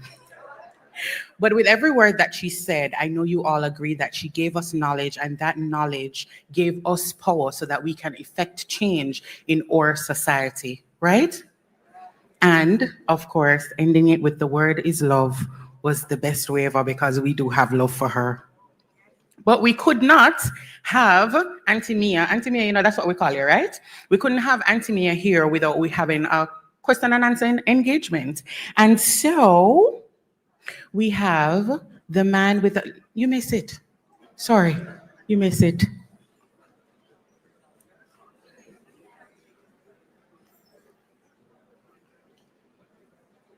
We have a question and answer segment because I know that you may have some burning questions. We can't take all of them, and we have prepared some as well. And we have the very fashion-forward man who's always asking the hard-hitting questions to lead that section. Ladies and gentlemen, let's welcome Raymond Price.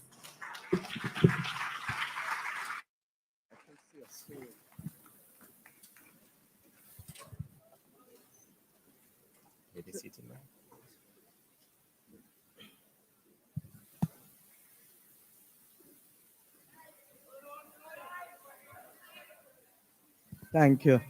Ladies and gentlemen, It's my duty and an honor on your behalf to pose these questions to the Honorable Mia Mottley. Good evening, Prime Minister. Good evening, Raymond. First name. Good evening. Well, I only have one first name too, so call me Mia. I shall, Prime Minister, not call you Mia. You are obviously a disobedient man. Does your leader know that? No, if among the books that you would author, or which would be authored about the time in which you are Prime Minister of Barbados, were to be entitled, would you choose The Politics of Change, or would you choose Politics Has Changed? Neither. Which one would you choose? The politics of change for me helped shape a lot of my perspective on politics in the Caribbean, politics in a third world country, the recognition that there has to be fundamental transformation of us as a. We're hard on ourselves because we are not yet 100 years independent. And we've done so much already without necessarily the tribulations and civil war that others have had to endure to get there. But I genuinely believe that I would have loved to be able to come in at a time where I could play every shot in the game, and to really embrace transformation as at the core. But I have come to understand that the development of resilience, more than anything else at the time in which we live, is going to be required of us because none of us can predict the future. I came to office in May 2018. Within 6 days, I went to the International Monetary Fund. And tonight, there's so many other things that I wanted to talk about, but for time, I didn't. I told the then Managing Director, Christine Lagarde, that tomorrow we are going to announce selective credit default of our debt, domestic and external, and that we're coming to the International Monetary Fund because Barbados' debt to GDP is 177% when we include the 19% of arrears that have not been paid in some instances for almost 5 years. We were the third most indebted country, debt to GDP per capita in the world when we took over. The first morning after Cabinet was sworn in, we met with the social partnership.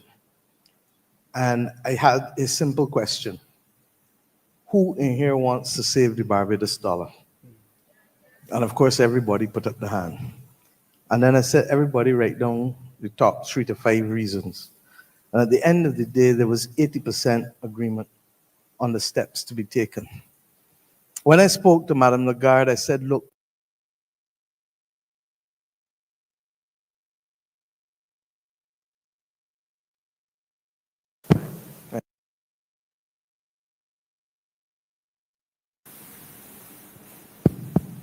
I said, this is not an easy decision, but I must tell you, before you carry people on a long journey, you got to give them a little breakfast. And she was very respectful, and she said, I'll send somebody on Sunday, I'll speak tomorrow when you announce, and by Sunday, 48 hours, you'll have somebody. It turned out to be Bert, who was here in Jamaica, and for whom that experience helped us considerably, because he was not coming as a neophyte to the region. 2 weeks later, I gave the first budget, and they then understood that we were not joking. Barbados then had to undergo $1 billion adjustment, which effectively was just about 10-11% of GDP. We restructured our domestic debt within 3 months. We settled the IMF program within 3 months, driven by a homegrown program that we had prepared when in opposition. We polled the Barbadian public on the state-owned enterprises because the then governor of the central bank felt that we should have sent home 4,000 to 5,000 people, which would be the equivalent of about 1 in every 4 public servants. Totally, totally unacceptable. And we developed a simple message, an approach. We're going to share the burden, but we're going to share the bounty. And we believe that that bounty might come soon again. Little did we know it took us another year to restructure the external debt. We finished restructuring the external debt in December 2019.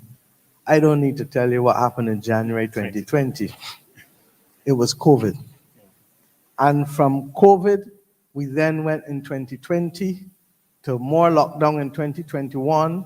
And the week when we, from December 31st, imagine having to lock down a country all Year's Day, New Year's Eve, at 10 o'clock in the morning. It was not a pleasant act. But by April, when we were opening up again, we then had the ashfall from St. Vincent, which the volcano there, which shut down the Bridgetown port for 7 days and shut down our airport for 9 days. Yes. 2 weeks later, we had, that's April? Sorry, 6 weeks later, we had a freak storm that if I was not up, I would not have believed it. That had 46,000 lightning strikes in less than 2 hours. And 2 weeks later, we had our first hurricane. Not devastating, but bad enough in 66 years. I say all of these things because my time in office has only known crisis. And the only way you get through crisis is by developing and being resilient. We stand here because our ancestors were resilient enough to fight off and to do whatever it took for them to secure the next generation and the next generation and the next generation. So that as we wait for the birthing of this new world order, I believe that the name of the book has to be being the most and best resilient version of ourselves. Now that's an inadequate, unpoetic way of saying it, and I'm sure we can find a more poetic way of saying that, but that's the message. Prime Minister, in your presentation just now, you used the word dignity on several occasions. Insofar as dignity is a qualitative and therefore subjective parameter, is there value in the pursuit of policies based on achieving dignity? Absolutely, absolutely. I mean, look,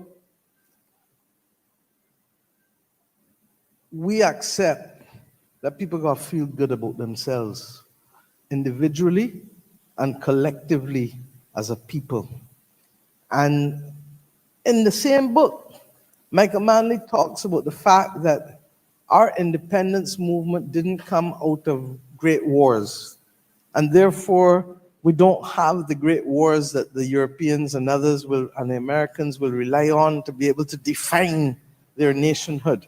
But we have great wars that took place nevertheless because we know about them, but the story was never told. And that in many instances, we have tried as a people, as you have done here in Jamaica, to capture the leaders of the rebellion through slavery and through colonialism as persons who stood out and who led others who sacrificed their lives, and in some instances they did too. That really helped to define who we are. And when you read Marcus Garvey, and when you listen to much of Bob's work, what is it that they're really telling us? They're reinforcing the dignity of who we are as a people. And when we say look in the mirror and like who you see in the mirror, that's really about assuring yourself that you're affording yourself a dignity that is important. In our own case in Barbados, one of the first things we did when coming to office, even in an IMF program, and this is the point that I want to make, because there's this notion that all fund programs are bad. That's not been our experience. In an IMF program, we were immediately within 2 weeks of announcing to her, before settling the program, we reintroduced tertiary education, free to all Bajans at the University of the West Indies. We refleeted the transport board.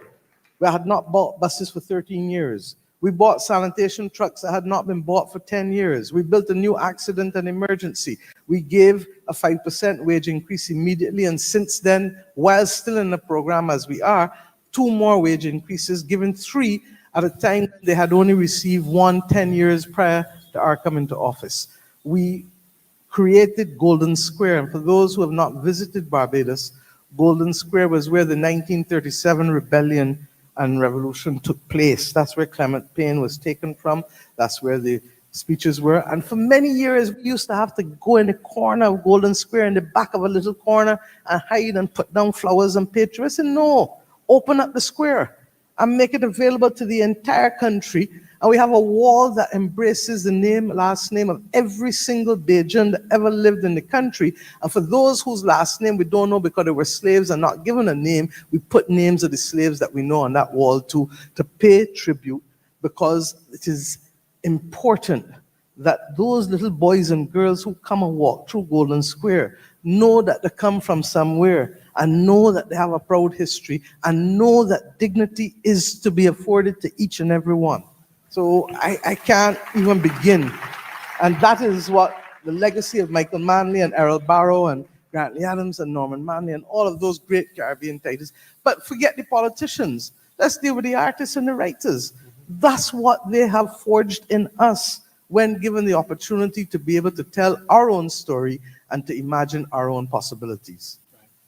Now, the next question covers my area of professional pursuits: environment, sustainable energy, climate change. To the extent that your emphasis on mainstreaming climate change and the impacts of global warming Fighting the climate crisis. Climate crisis, yes, you renamed it, and it's appropriate that you have. To the extent that you have placed climate crisis as a centerpiece of international politics, and that could place you at the epicenter of the pushback from powerful companies and nations in the North. Why are you still unafraid to do that, if indeed such an outcome of a pushback against Mia Mottley is likely? Because it's not about Mia Mottley, one. And two, because I genuinely believe that we will find common purpose. The question is, how long will it take for us to do so? And how many people will be sacrificed before we do so? Humanity does not allow evil to triumph ultimately. It may take a little longer, but we get there. And I genuinely believe that what is needed is actually more conversation rather than less talking at and talking about. We need to talk with each other. Because if we start to talk with each other, just as I did that first morning after the cabinet was sworn in with the social partnership, what is it that unites us? Who in here wants to save the dollar? Who in here wants to save the planet? And how are we going to do so? We may differ as to the causes, but we can also find common purpose as to some of the solutions, even if we have different reasons for believing why those solutions are appropriate. Some may see it purely as a financial opportunity with the green revolution because there is money to be made in the green transition. Some may feel that it is because it is the right thing to do. Whatever motivates you, my simple interest is that we take the action to adapt, to become more resilient, to mitigate, and to do the things that will allow lives and livelihoods to be saved. Prime Minister, this question is from a Bajan in the audience who lives here in Jamaica. How do we engage our young people in nation building and culture building within a space where they are increasingly disillusioned and disaffected by politics, economics, and their own ability to find success in their home islands or within CARICOM? I think that to begin with, we have to recognize that there is place and opportunity, and that in many instances we need to talk with and nurture our young people in close quarter so that they do not feel irrelevant to the process. I also feel strongly that we have to give opportunities. And in fact, the biggest problem in the region now is ironic. I don't go to sleep worrying about reserves anymore. I go to sleep worrying about skills deficit. And country by country by country, because of the aging and declining population, has in the region to contend with this issue. It is against that backdrop, therefore, there is going to be naturally many opportunities for young people. And the question is, have they been trained for the specific areas for which these opportunities occur? We, for example, have recognized that there has to be conversations with the university and other institutions to perhaps better tailor to the needs of our emerging economies, areas of activity that we cannot disregard, coastal infrastructure, a whole host of things that we just talked about in terms of sustainable expression and things. We have also a global audience when it comes to the creation of cultural assets or to the expression of our sporting activities, as you know well here in Jamaican athletics, as we know in cricket, or certainly continue to try to know. And in music with And the Rihanna. ecosystem, music, etc. But also the professions, also in diplomacy. I mean, there's so many other areas. And that's why I keep using the phrase global citizens, but with Caribbean roots. So it is easy to look at a glass and believe it is half empty. I believe you should look at it and see that it is half full. And I believe that there are opportunities in this region. I do believe that we have to do a better job at building out a society for our young people while protecting our elderly in the society. Because if our young people choose to leave, then we have no one to build. And in a very real sense, it is for them that we are building out our nations and trying to save the earth. So I say simply to that Bajan person that whether you're in Jamaica or Barbados, once you're building out the Caribbean civilization, that is what matters. And that's why I said earlier that there has to be a floor of rights below which no Caribbean citizen should fall. Because the truth is that the restrictions that we are putting on the movement of people really are almost a falsehood, because we don't have the luxury of really that when we really need more people to come in and more people to build out our societies and economies at a higher level of activity than we've seen in the past. You've practically answered the final question, which had come from the audience, which was, how can we fuel, if not refuel, a consciousness of the importance of regionalism among Caribbean youth who could, among other labels, be described as otherwise invested?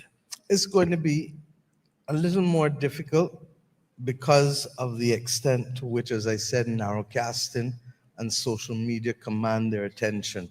But it's not impossible. We go to the schools as children. That's a commonplace. We play sports. We listen to Caribbean music. We look at other Caribbean cultural expressions. I believe that we have to be far more creative in using our soft power to be able to reinforce in our people that sense of Caribbeanness and oneness. And the truth is they have it. When the music plays, when the sports are doing well, there's there. But why haven't we translated that into the more formal areas where we interact with people? I don't know what happens here in Jamaica, but one of the things that concerns me is that our children are full of energy and expression if they are outside of the classroom, outside of the church, outside of the workplace.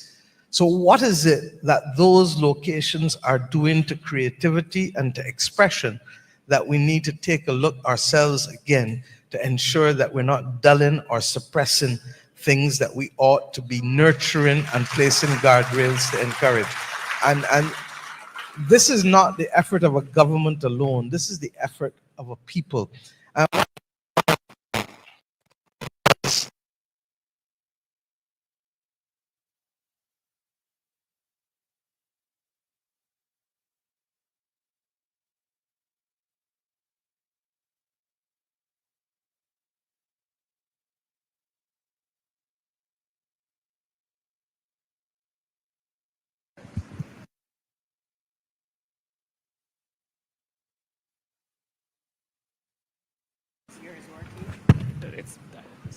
Mic check.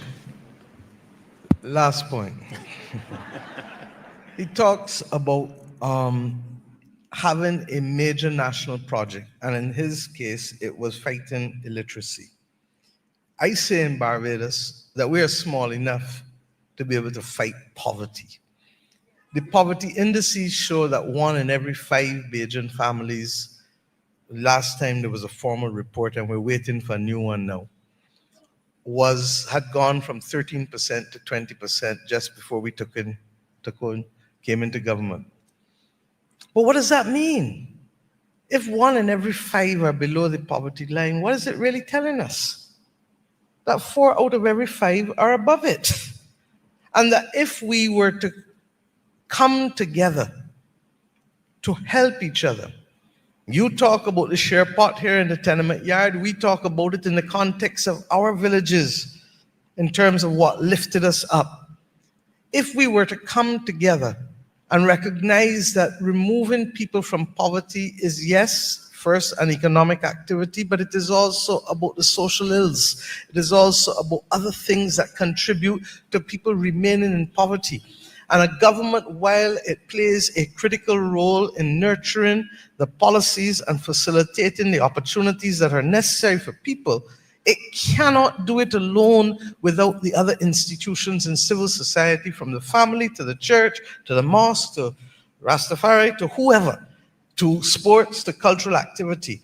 And that we have to move our people first and foremost from dependence as a result of poverty to independence, but then to the final stage of giving back in the form of interdependence. And that's not going to happen in 2 or 3 years. That's a 10, 15-year exercise minimum for most families. Some may come out a little quicker, some will need the extra time. And therefore, I really do believe that in setting these national projects, that we recognize that we need to go wider than just government, and we need to find that space where nationhood imposes on us a responsibility to duty that goes beyond duty to self, duty to family, and duty to job, because those fall within the individual pursuit of happiness. But it is in the broader duties that we build the nation, and that we strengthen the people, and that we develop the resilience that we can fight anything that comes our way. And it's not going to happen simply because we say it, and it's not going to happen overnight, but we must stay the course, and we must pass the baton in the relay until the battle is over.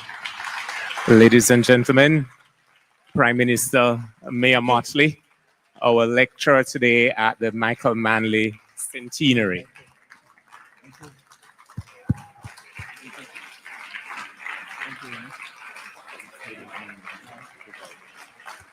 Thank you very much. And may I invite you all to carry Festa in Barbados in August next year, 2025. Thank you.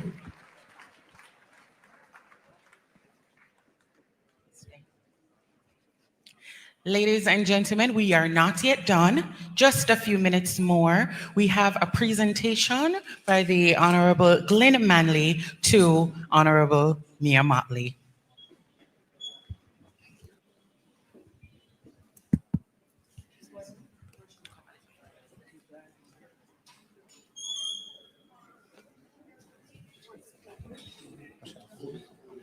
Oh, the podium.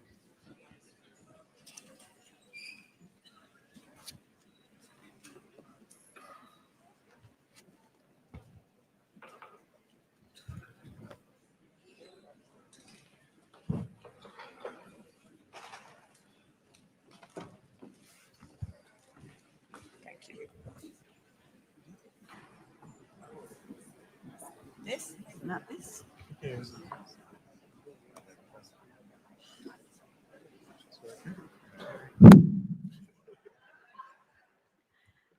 Good evening, everybody. There should be a law in the world that nobody be allowed to speak after Mia Mottley, because we all need time to reflect on what she said, because it was not rubbish the woman was telling us. But anyway, dear friends, Michael and I had a pact that worked very well, and I'll bring you in on the secret. I'm known to be non-academic, non-political, the wife number 5, the last wife.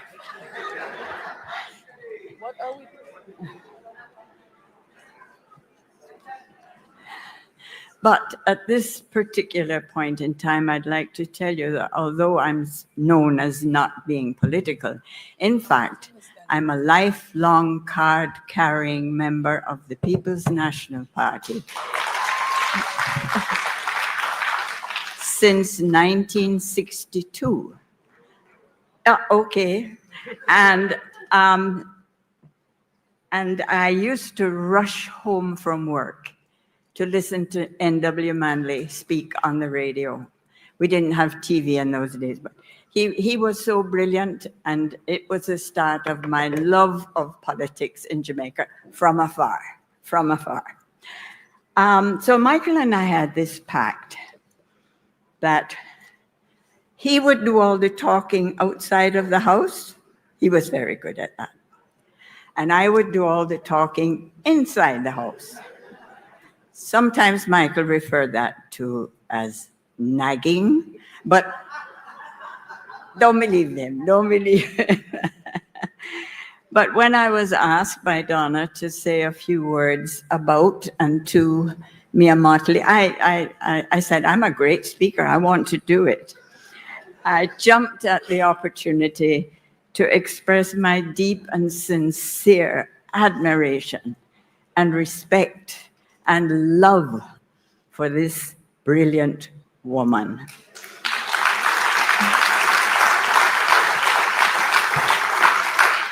The first time I saw Prime Minister Mottley on TV, in those days we called it the idiot box, I said to myself after viewing her, I like this woman. She had a presence that was just beautiful. She had dignity. She had an energy. She had a truth about her words. She had brilliance that was able to express complex ideas like Michael in very simple terms for the rest of us. And she was a sensitive woman, and I was so proud that she was from the Caribbean, and I'm privileged to have actually met her today. Since the first viewing of her, it's been a pleasure to follow her career, and I'm not at all surprised by her meteoric rise and by her growing influence on the world as a bold champion for global change.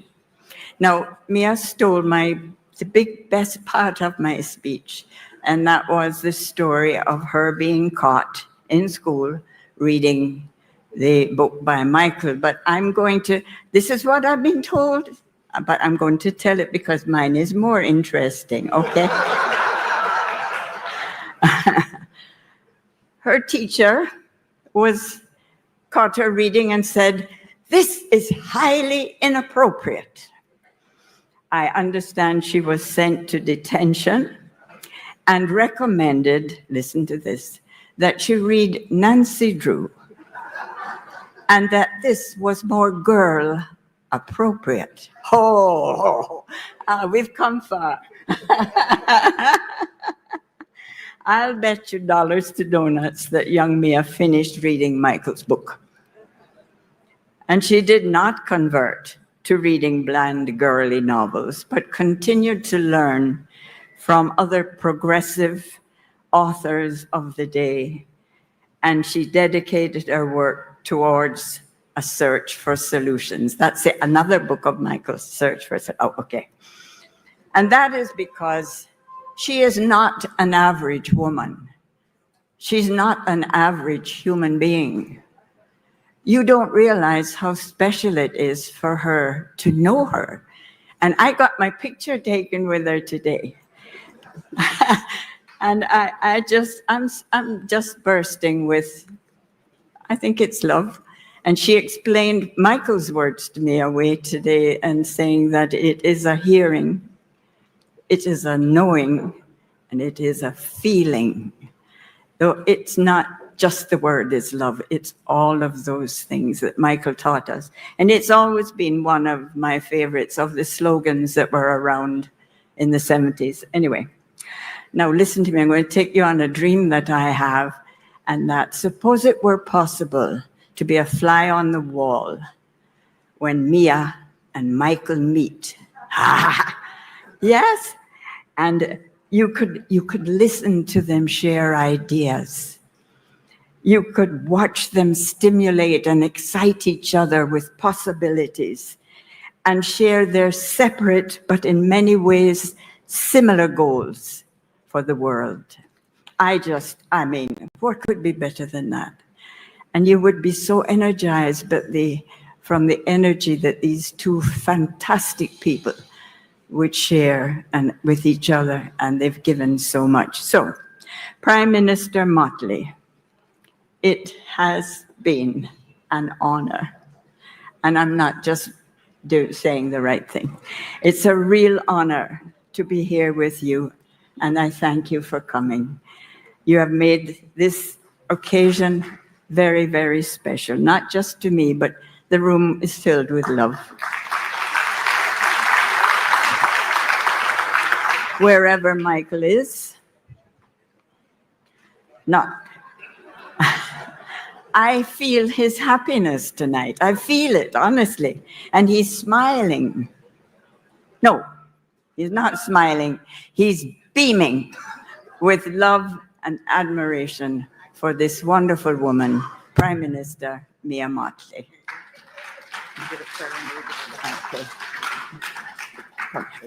Please accept this small token. Thank you. Of our love and admiration. And I look forward to next year, you're coming back. I'm always here. Thank you. Thank you so much for your kind words. Thank you for your love. And as I said, please know that I would like to see all of you for Barbados at Carry Festa next year. God bless. Thank you. Thank you.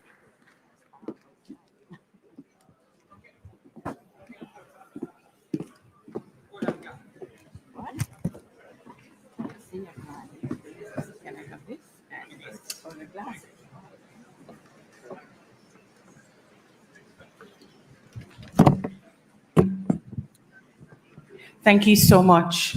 Thank you so much, Mrs. Glyn Manley, and of course, the Honorable Mia Mottley. We have our official vote of thanks from Ria Manley. Please make her welcome.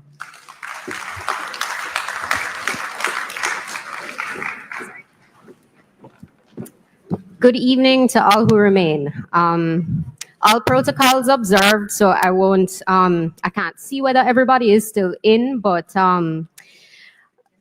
to single out specifically, of course, the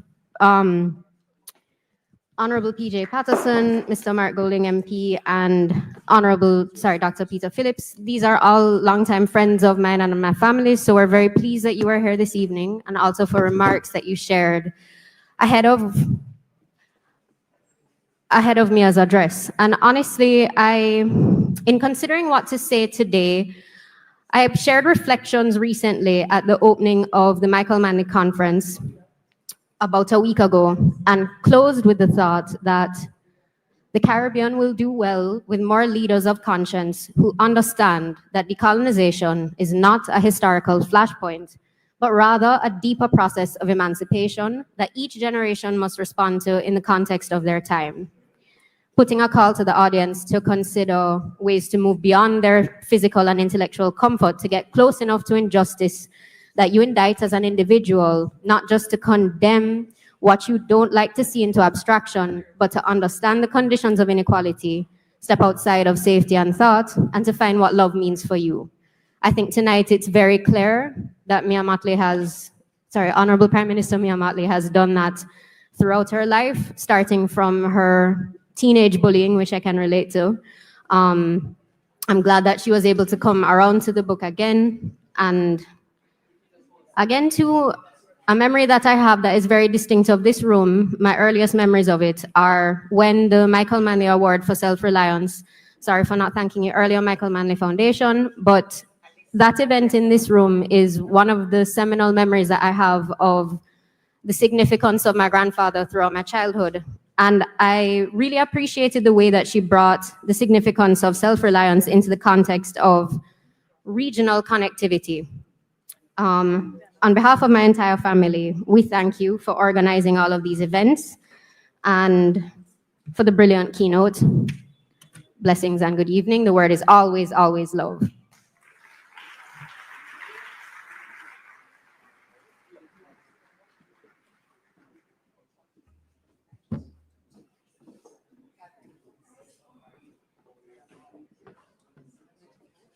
Thank you so much, ladies and gentlemen. Thank you for staying. I know we have been absolutely empowered.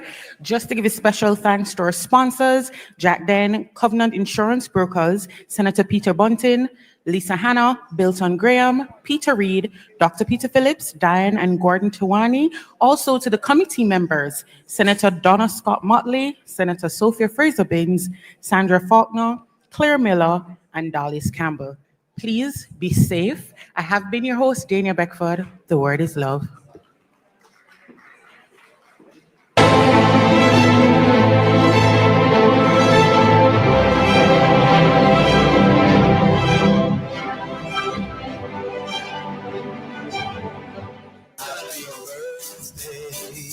To you. Happy birthday to you. Happy birthday, dear Michael. Happy birthday to you. Happy birthday. Happy birthday. Happy birthday to you, Michael. Happy birthday. Happy birthday. Happy birthday. Happy birthday to you, Michael. Happy birthday. Happy birthday.